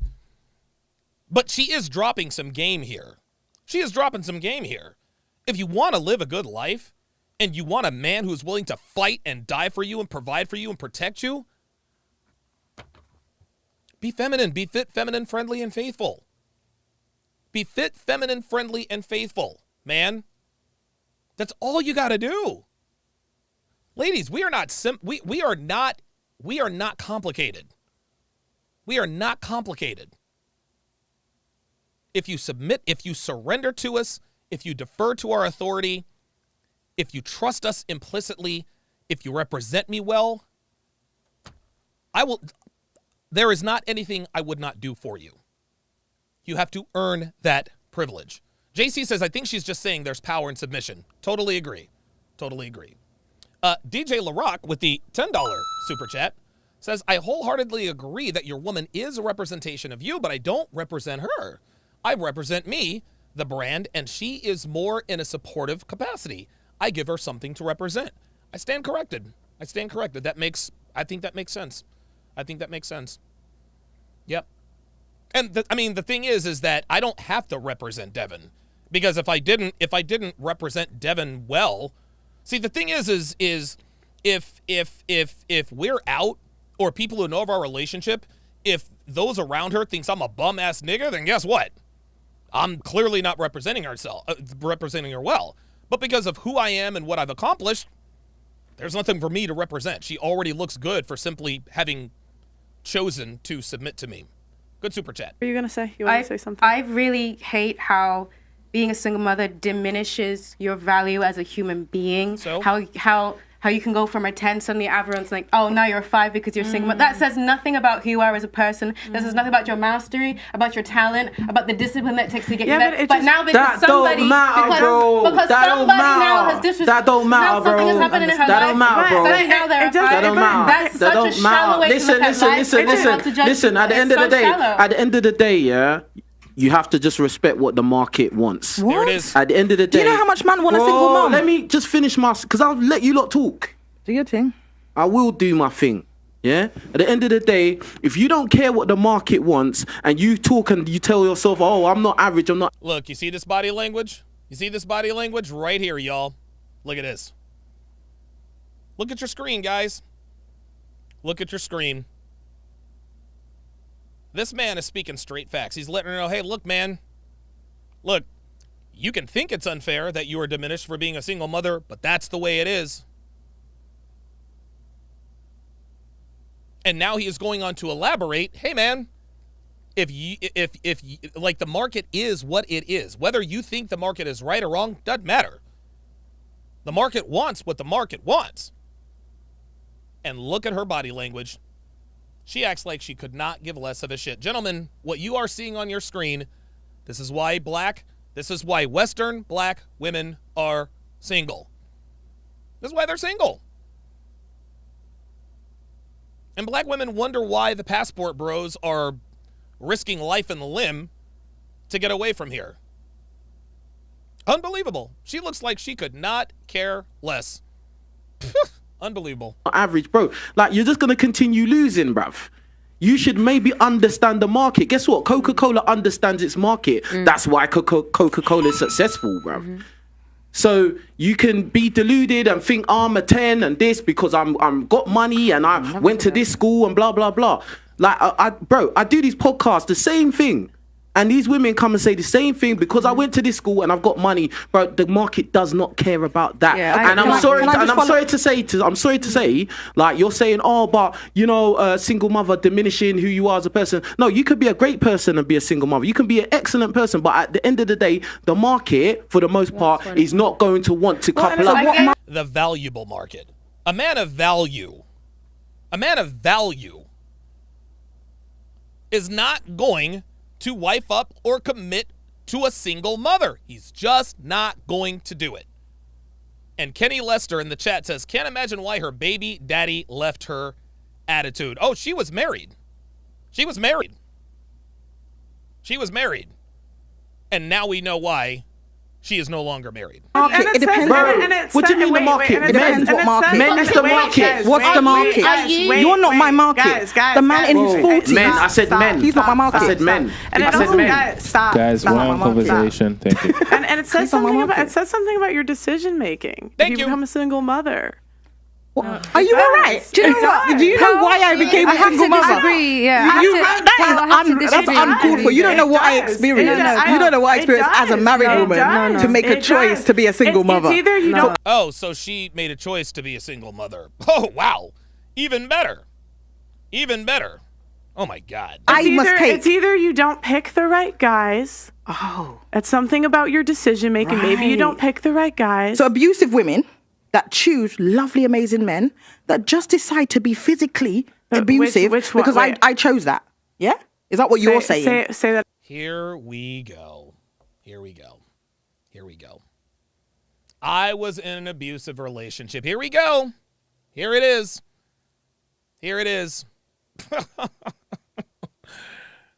Guys, this is the move. This woman actually thinks her trump card is I'm a single mother because I was in an abusive relationship. even if that were true, let's just say for the sake of argument that it is true. Listen, man, I'm like, look, man, nobody should be in an abusive relationship. Like, if a woman is truly in a relationship where a man is putting hands on her, you got to get out of there. You got to get out of there. And if you escape an abusive situation, good for you, man. Good for you. However, like I said, we don't care about why you became a single mother or how you became a single mother. We care that you are a single mother. This woman sat here, do you know why I chose to become a single mother? As though she has some sort of, like, trump card. Oh, my mistake. Well, hell, your sexual market value just went from a 2 to a 10. No. Just like women don't give a fuck about why you live with your mama at 32 years old, you could have a legitimate reason for living with your mom at 32 years old. You could be disabled. You could have a mental, physical disability, maybe a runabout. Does not matter. Doesn't matter. Women are still going to overlook you seriously. They're not going to take you seriously. They're not going to give you play. They don't care if there's a legitimate reason that you live with your mom at 32 years old. They care that you live with your mother at 32 years old. And they would say as much. So they want to reserve the right to say, look, man, we don't care how you got into that circumstance. We care that you're in that circumstance.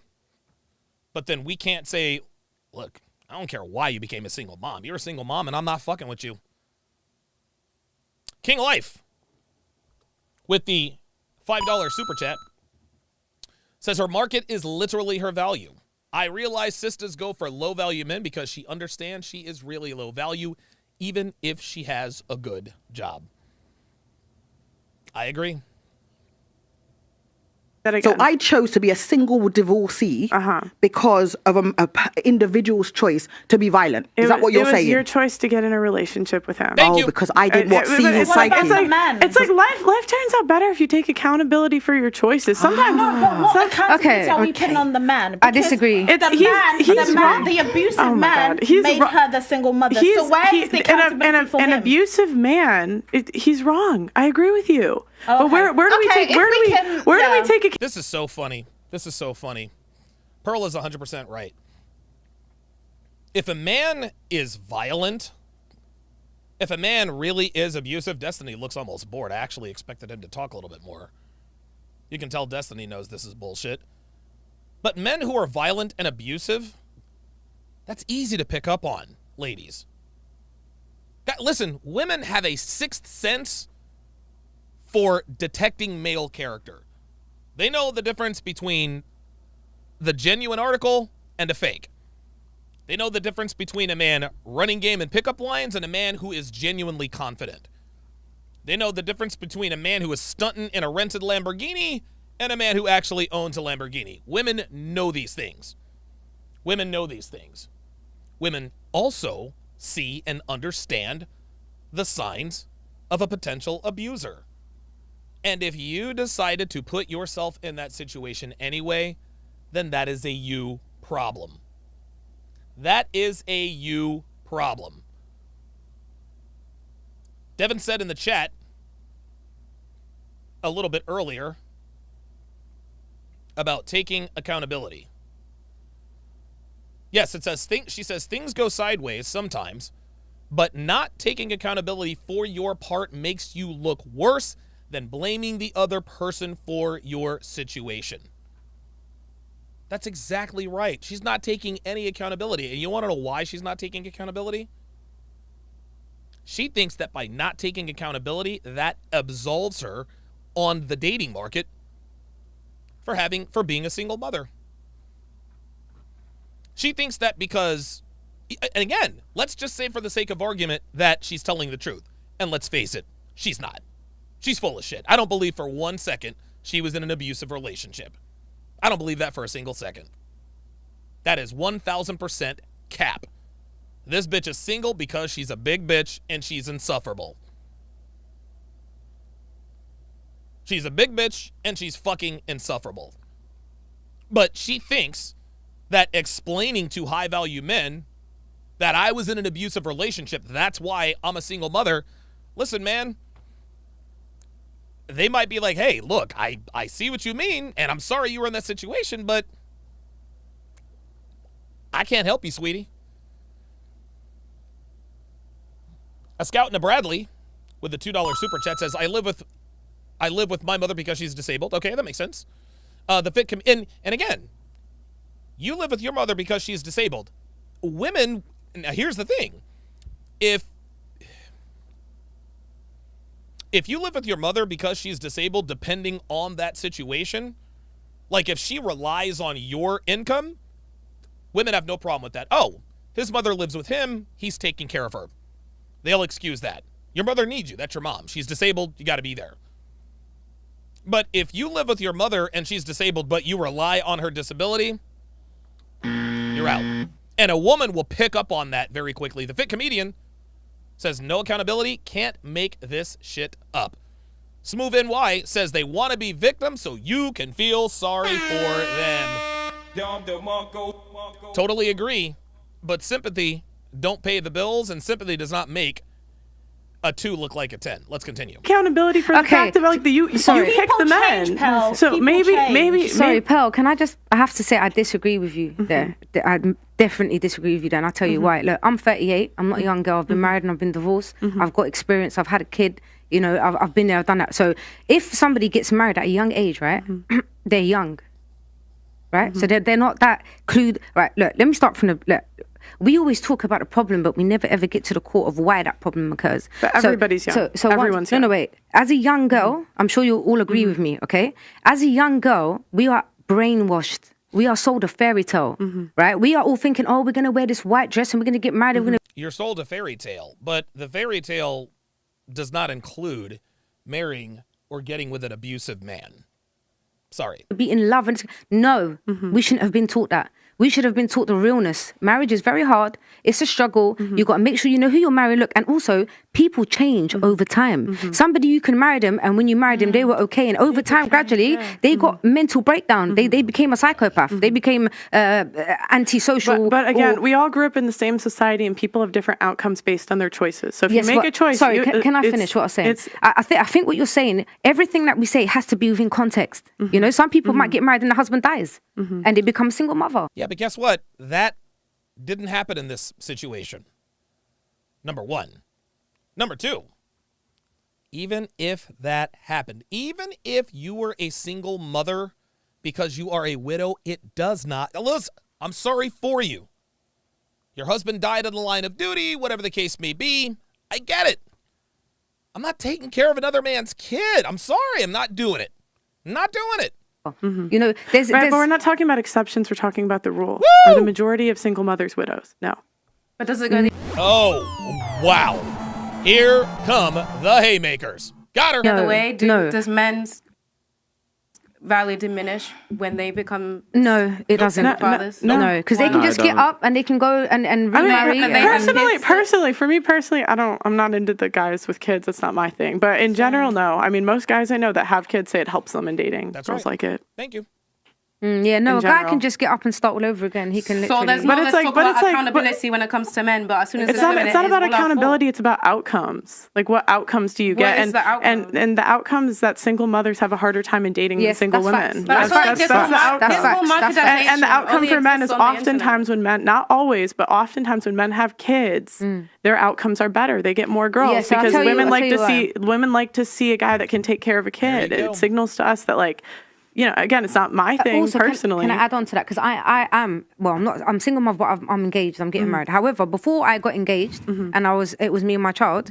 It is so the Destiny looks like he wants to be anywhere but here. I actually feel sorry for him at this point. Guy, he can just literally leave and go and start. Look at Destiny! Look at Destiny! Oh my God, dude, Destiny is like, dude, oh my God. He wants to be anywhere but here. This is funny. A whole new life. LDU Lifestyle, member for 1 month, says these women form arguments based on exceptions. That's what a lot of women do.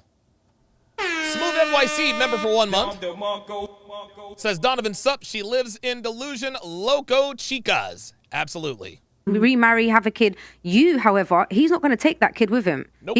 That woman doesn't have to worry about that child. You're the one who's going to keep that child with you 24/7. Well, that and because, well, women are awarded custody 90% of the time.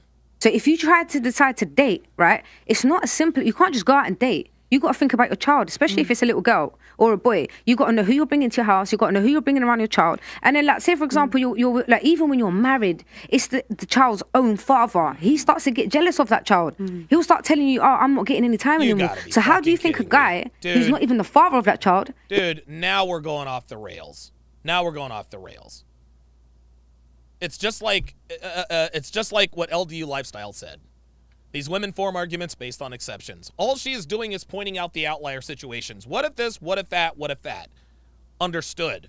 That doesn't apply to anyone on the panel. Is going to feel. Would you want your brother to date a single mother over a single woman? Whoops.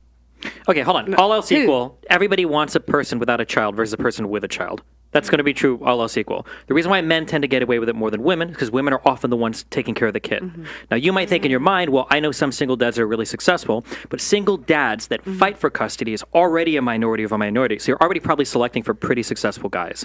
So I think single dads, say that again? Single dads that are fighting for custody of kids or can take care of their kids, you're already selecting for a pretty rare guy. Yeah, right, because they don't typically win. Right. No, because they don't typically fight for it. They usually just cut and run. Oh, boy. Oh, Destiny. You need to talk to TLA. Do you want to know why most of the time men don't fight? You want to know why most of the time men don't fight for custody? And I'll go big screen with this. You want to know why? You want to know why men don't typically fight for their children? Jay Blaze said it right there. He says because they know they'll lose. Custody is awarded to the mother 90% of the time, so they're already behind the 8 ball. They go to an attorney. They say, hey, look, this is the situation. I'd like to hire you to get custody of my kids. The attorney is going to do one of two things. They're either going to tell you the truth or they're going to lie to you. If they tell you the truth, like the lead attorney does, he's going to say, hey, look, check this out. These cases can be very long and very expensive. I'm going to need a $25,000 retainer up front, and I'm going to need to refill that retainer in roughly 6 months. If the guy actually decides now, or the attorney can, so the attorney will say, look, this is going to be very expensive, and it's probably not going to end well. You know how the court systems are. That's the first option. Or they can lie to you. They can be like, hey, you know what?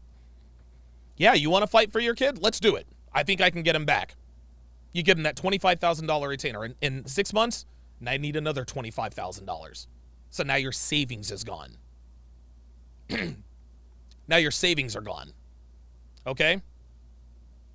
Another 6 months, you need another $40,000. Now you're maxing out your credit cards. And you still lose 90% of the time.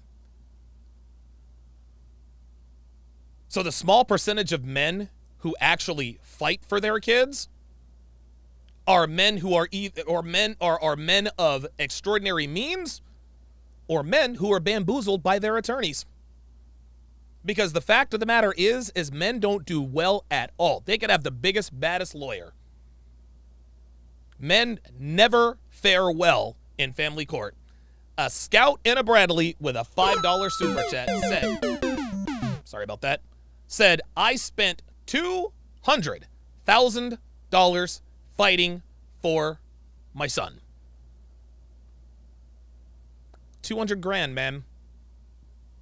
$200,000 fighting for his son. Did you win? If you win, it's worth it. But if you don't win custody, That's $100, $150, $200,000 down the drain. And if an attorney, a reputable,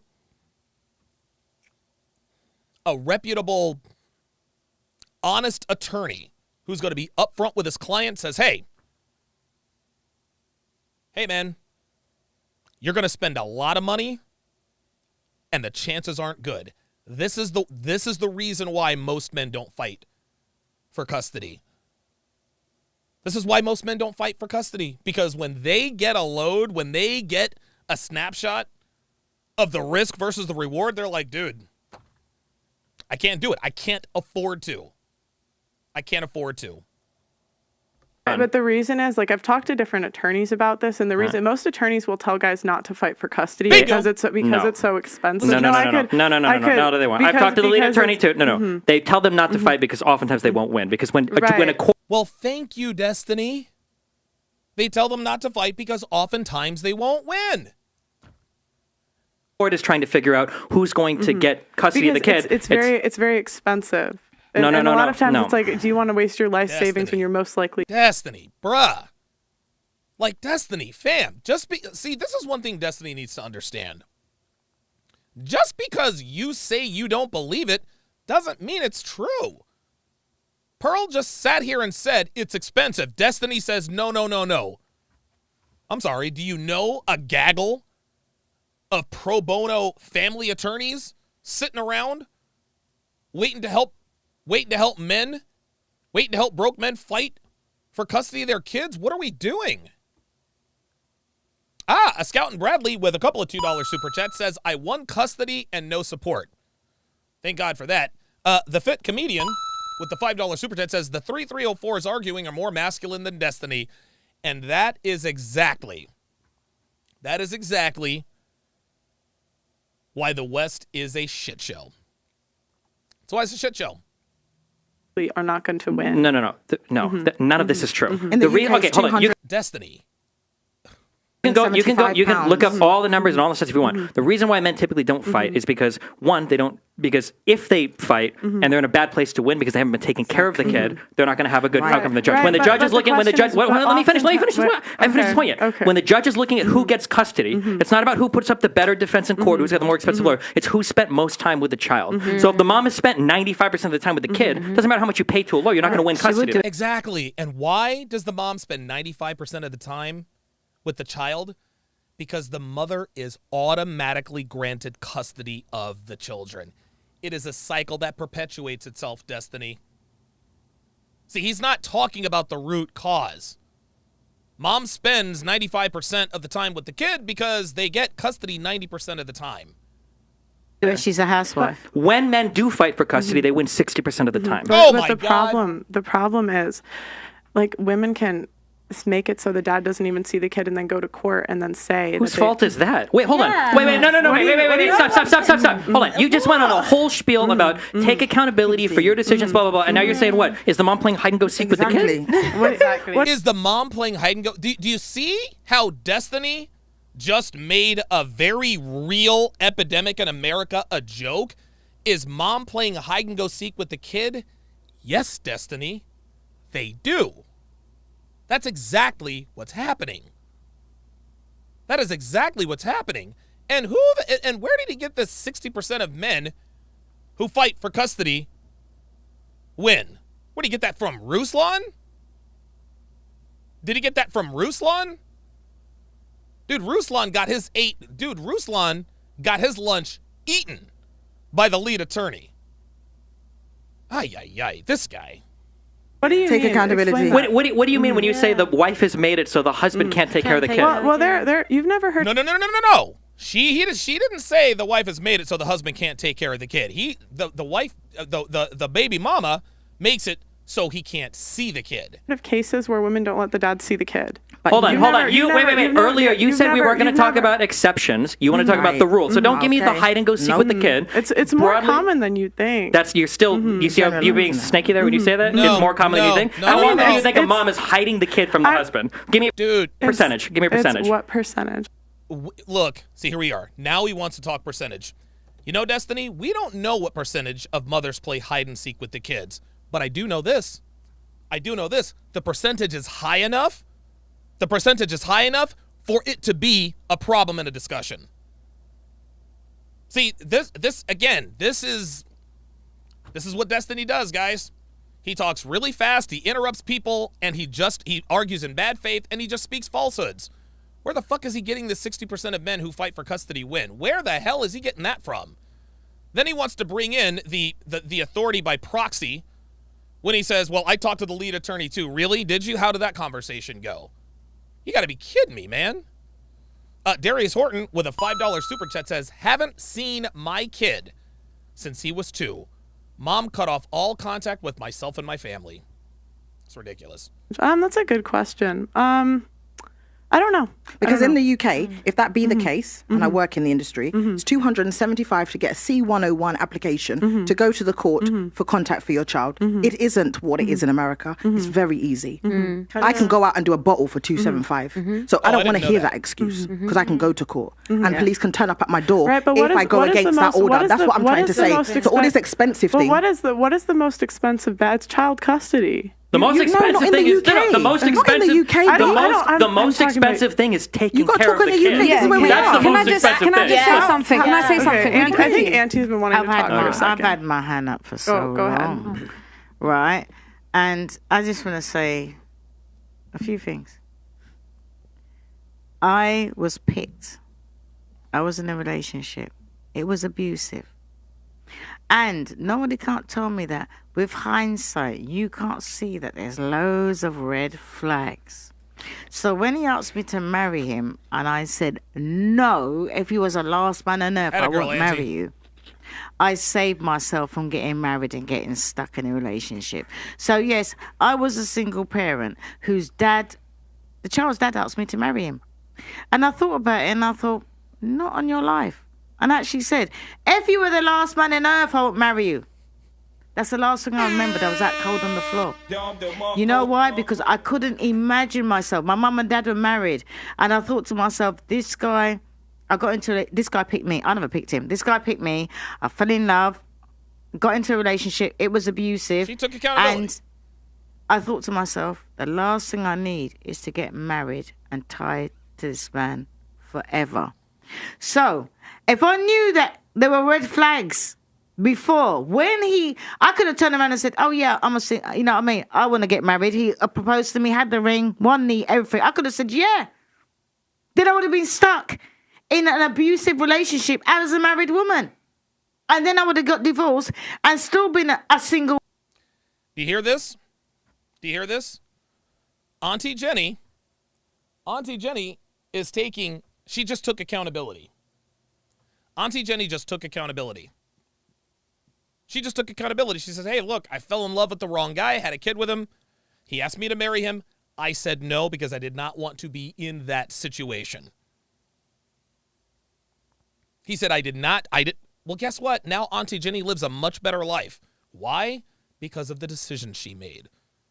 Look, man, everybody makes mistakes. Everybody slips up, right? Everybody slips up. But I think something that women really, really, really, really need to understand is that easy decisions. Hang on. Women need to understand that easy decisions equals hard life. It's easy to sleep around. It's easy to get raw dogged by a rando at the club. Well, if you do that enough times, you're going to live a hard life as a single mother. But if you make hard decisions, you tend to live an easier life.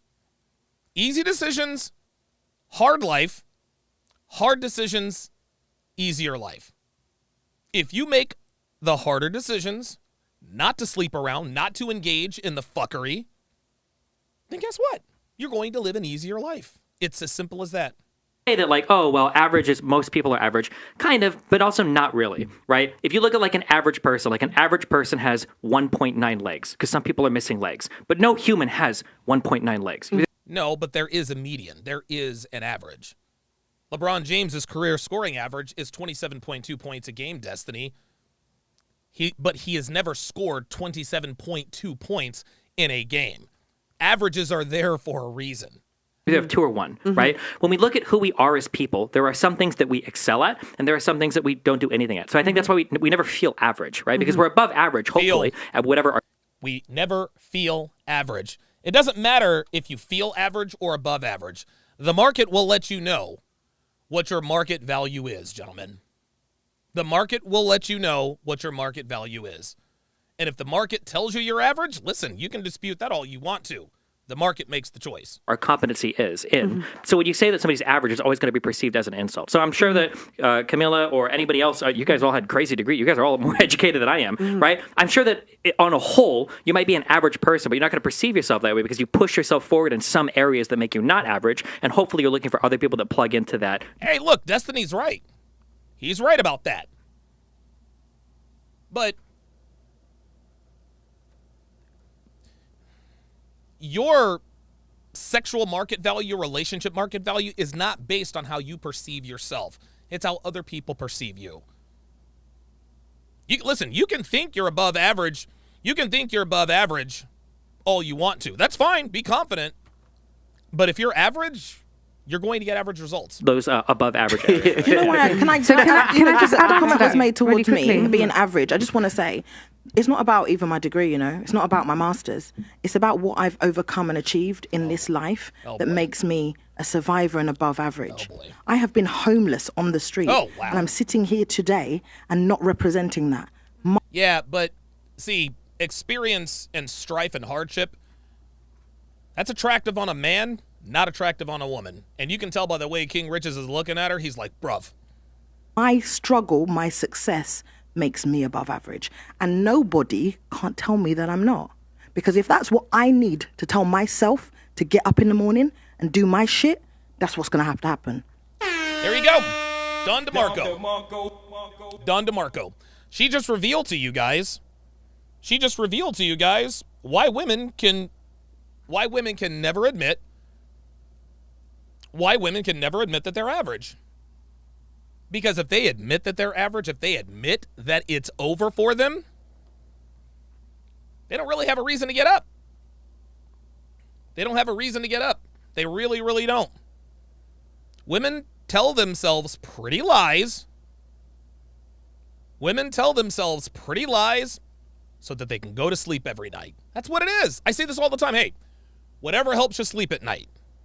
And if telling herself she's above average helps her sleep at night, more power to you. That's all well and good. Okay, can I say that, please? That's all well and good. Yeah. One second, I did want to say something. Hold on, bro. Like, hold on, bro. No, listen. One second. Listen. Let me. One second. Listen.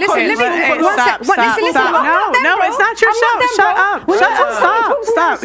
Don't listen. I never disrespect you. Do not disrespect me because I will not tolerate disrespect from no one. I'm not them, bro. Hold up. Hang on a second. She said he disrespected her. Hold on a second. My success makes me above average. Okay. And nobody can't tell me that I'm not. Because if that's what I need to tell myself to get up in the morning and do my shit, that's what's going to have to happen. That's all well and good. Okay, can I say that, please? One second, I did want to say something. Hold on, bro. Like, hold on, bro. No, listen. One second. Listen. Let me. One second. Listen. No, it's not your show. Shut up. Stop. Don't listen. I never disrespect you. Do not disrespect me because I will not tolerate disrespect from no one. I don't understand what he did to disrespect her. He just told her, hold on. I'm not them, bro. I mean, like, Pearl just told her to shut up, which she should have done. But why is she losing her shit here? What do you mean I'm getting? You disrespected me, so I've got a reason. Don't talk to me like that, bro. Stop. I just told you to stop. I just told you to stop talking. Guys. I was gonna give you a chance, but you can't. Come on. Wow. 30 seconds. Go. Wow. 30 seconds, and then you. 30 seconds. She just can't stop talking. Go. Can't stop. Go. Anyway. I can't remember. She just threw me off. I can't remember. Okay. That's what's called filibustering, guys. It was just so funny, Okay. Like, I don't know what's going on in this. We were talking about average. We were talking about being average. It was an average conversation. It's because he called her bro? That can't be it. That's not. I mean, dude, if that's the dude, how many times, dude, King Richard says bruv all the time. It says it to men and women. Guys. Okay. Oh, wait, hold on. Guys. No, stop. Listen, guys. No, King, guys. Stop it. Leave it. The mics are off now. Guys. Relax yourself, bro. Yo. Still going at All right, guys. Okay. All right. Thank you. The first. Shane will win says, see through him. No, there is no see through him. She is not cloaking the hood rat in her at all. Like, that hood rat is out for all the world to see. Through of the podcast, don't interrupt the host there. We're not going to tolerate that no more. If that happens, you got to go. Yeah, tell him, Blessing. Okay. Yeah. Are we all cool with that? Okay. All right, cool. Thank you. And no disrespectful stuff either. Thank you. Okay. Wait. Okay. No. Stop. Okay. Thank you. We're gonna go on to the next question. All right. All right. So, You know what? I'm gonna leave. Okay. I'm not gonna tolerate disrespect. This might be your platform, but respect people when they come on. Okay. Goodbye. Go. Oh, that's it. Okay. Oh, is this it? Oh, okay. Listen, well, that mind was yourself, eventful. bro. You know what? I'm gonna rebound. Yeah, okay. I'm gonna rebound. Okay. I'm gonna rebound, bro. I'm gonna rebound. I've Be disrespected careful when you you. talk to I people. disrespected You don't you. know who you're talking How to. did I disrespect Be you? careful. How did I? First thing you called me, bro, and then he said I called everyone, bro. Oh, you guys are right. She said you called me. Okay, that's ridiculous. She's losing her shit because he called her bro. Are you serious? I have a show here and I call everyone bro. So that's why she's angry. You're angry because I called you bro. I called the auntie bro and she's right next to me. No, Auntie hates it. Destiny loves it. Look at Auntie Destiny. hates it. Wow. Auntie's told you long time. Auntie hates We're it. in here on the podcast, but there's the streets as well, bro, innit? Mind yourself, bro. I'm sorry. Hold the fuck up. Did this bitch say she'll see him in the streets? First thing you called me, bro. And then he said, I call everyone bro. I have a show here and I call everyone bro. So that's why she's angry. You're angry because I called you bro. I called the auntie bro and she's right next to me. No, Auntie hates it. Auntie hates it. Wow. Okay, so Auntie hates it, but she's not getting all bent out of shape about it. Auntie's told you long time. Auntie hates We're it. in here on the podcast, but there's the streets as well, bro, innit? Mind yourself, bro. Mind Did this bitch just threaten King? Come on. What are you gonna do? Cap him in the streets? Oh my God. yourself. Yeah, you're damn right. You're damn right, bro. You're damn right. And I'm gonna see how fucked out you are. Yeah? Damn, that. Right. Okay. All right, that's cool. Disrespect. Because I called everyone bro. Listen, don't call me bro. I don't know you. So that's what you have to say, though. That's what you have to say. You little mug. Well, that's what you have to she's say. fucking crazy. I'm embarrassing myself. I know. Do you know something, right? Do you know something, right? Excuse me. What's your name? Hello, young lady. What's your name?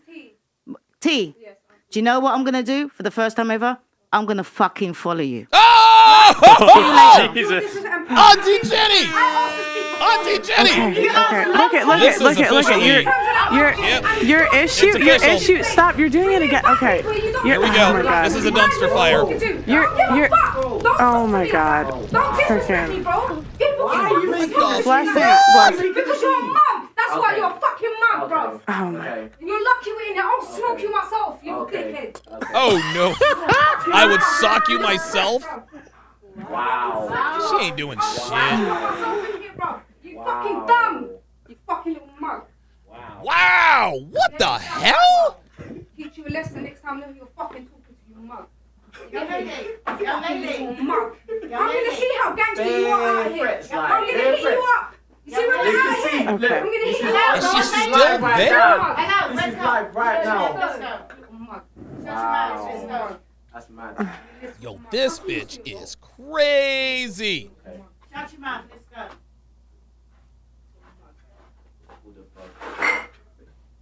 You need to stop inviting people on here and disrespecting them because you You keep over talking. Oh, she said smoke you. Dude, this bitch ain't gonna shoot no goddamn body. Give me a fucking break. Get out. Get out.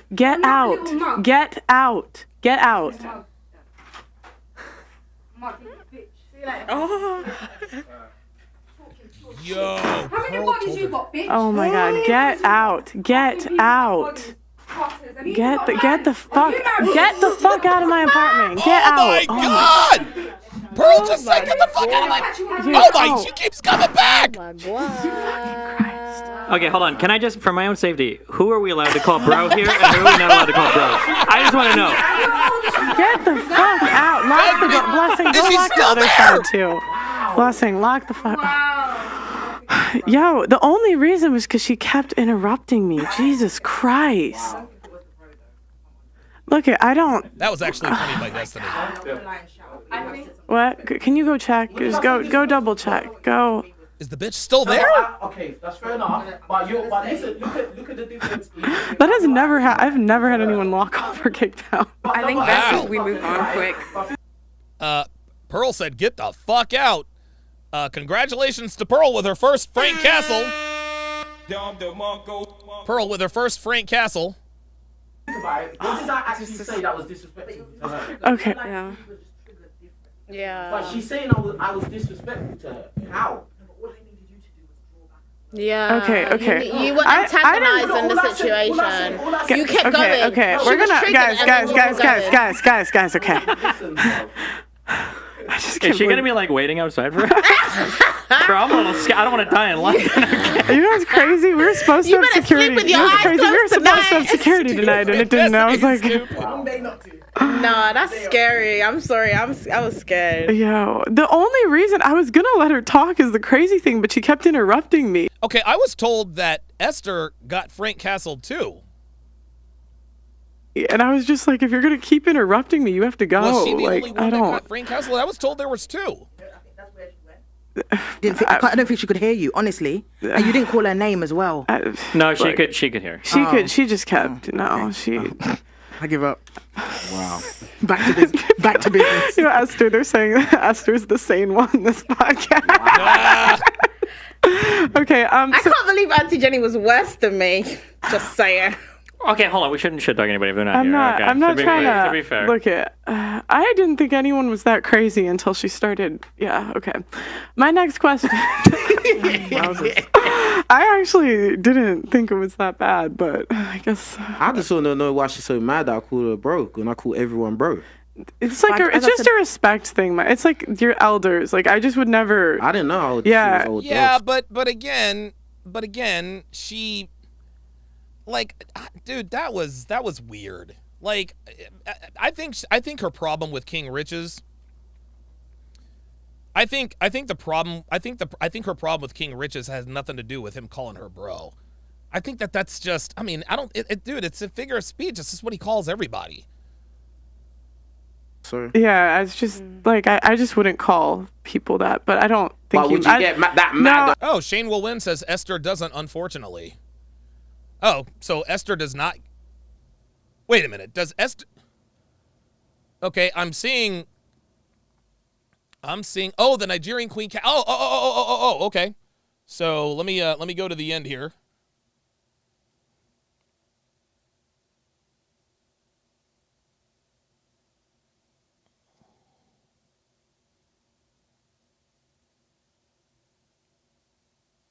Hilarious. The NSX Destiny misquoted lead attorney Pearl is right. I watched the entire stream plus other. Oh, I read this one already. Okay.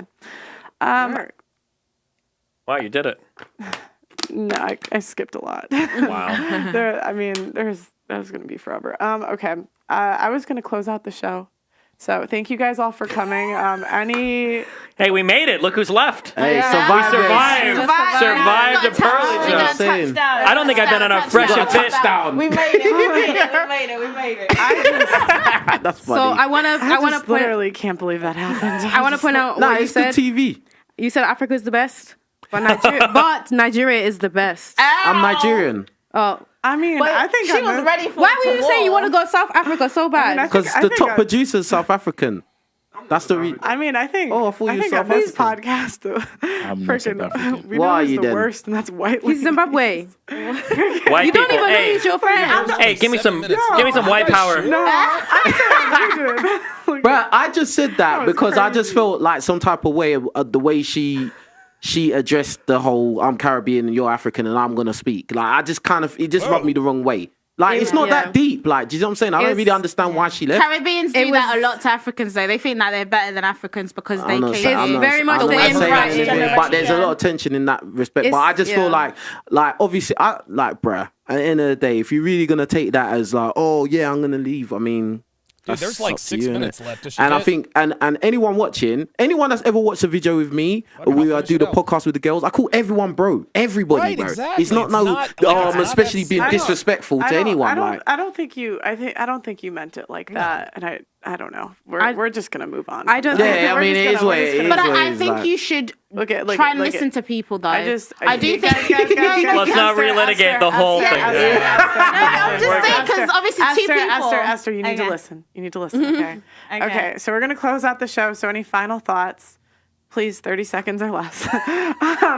And you can plug in your social media where they can find you, whatever. So starting here and then go around. Ooh, final thoughts. No, can we go start on this side? I need to think about it. Fine. Michael, do you want to start? All right, big up to me. Listen, King Riches on YouTube. Go check out my channel. We got podcasts over there. We got shows, podcasts, reaction videos, everything. Yeah, go check out the channel. And what's my final thoughts? Bruv. Yeah. Maybe I should stop calling people bro, but it's just the way I speak. It's not me trying to especially be disrespectful. If you take it disrespectfully, sorry, innit? Like, but that's just how I speak, innit? Don't take it as a deep thing. I don't think I deserve to get sliced up for it. Serious. But that's what some people think. But it's cool. It's a verbal tick, man. That's all it is. Good luck on the streets tonight. Yeah. Well done. I'm proud of you. Thank you. Destiny's stupid. He said good luck on the streets. Big ups to Pearl for hosting this great show. Dude, I swear to God, Destiny is so easy to dislike, but he's easy to like too, because he's a funny son of a bitch, man. You can find me at youtube.com/Destiny. That's all I got. Pearl, stop saying Esther, you need to listen. Oh, wait a minute. What about Lizzo? I guess she left too. Then it actually is quite disrespectful. It's disrespectful. Stop doing that. Everything's disrespectful these days. But it is. It's disrespectful. Jesus Christ. Esther, Wow. It's disrespectful to overtalk a host on someone else's if show. I'm like, Pearl, I'm talking. You need to listen. Esther, because you talk. But Pearl, I'm talking. It's my time to talk. It's my time to talk. How does that feel? You talk. How does that feel? Esther, okay. Pearl, when it's my turn, it's my turn to speak. Okay, I'm gonna give you no time. I'm gonna give you no time. I'm gonna give you no time. All right, your turn. Go. Your turn. Okay, then get. Stop. Esther, go. Esther. Maybe we didn't all survive. Yeah, maybe we didn't. Stop. Then get out. Okay. Then get out. I'm so tired. Esther, then get out. Then Esther, I don't care. Esther. I'm not gonna get out. Did she say I'm not gonna get out? Esther.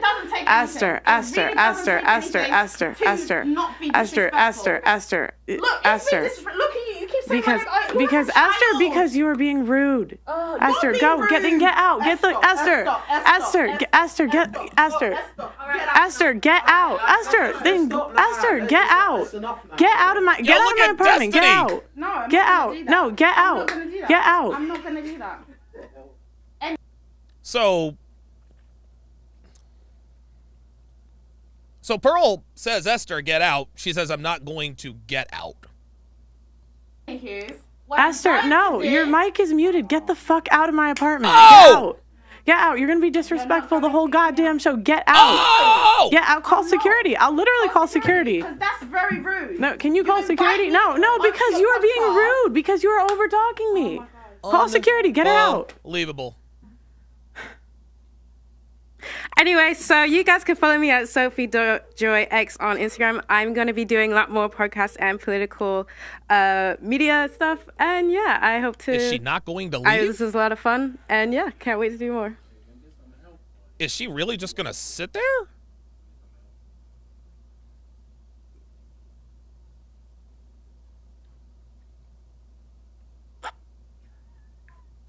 Oh my God.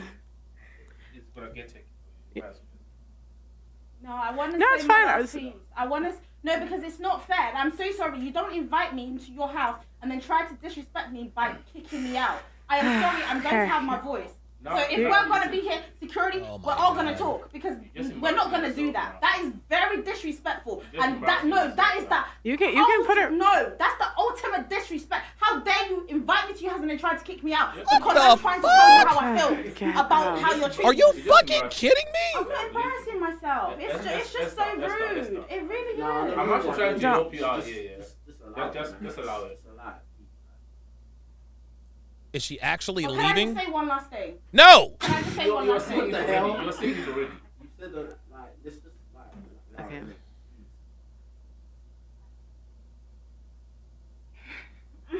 Hey, headphones. Oh, sorry.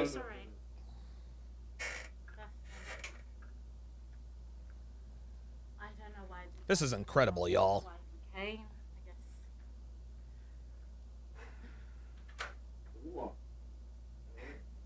Is she actually going to leave? And what happened to Lizzo? Did she leave? Okay. Can I say something? Yeah. I put it on me, bro. Okay. Hey, listen. Hey, big up to top producer, big up to Pearl, big up to myself, big up to Destiny, big up to the last remaining guest, Sophie, yeah. Yeah. And yeah, man.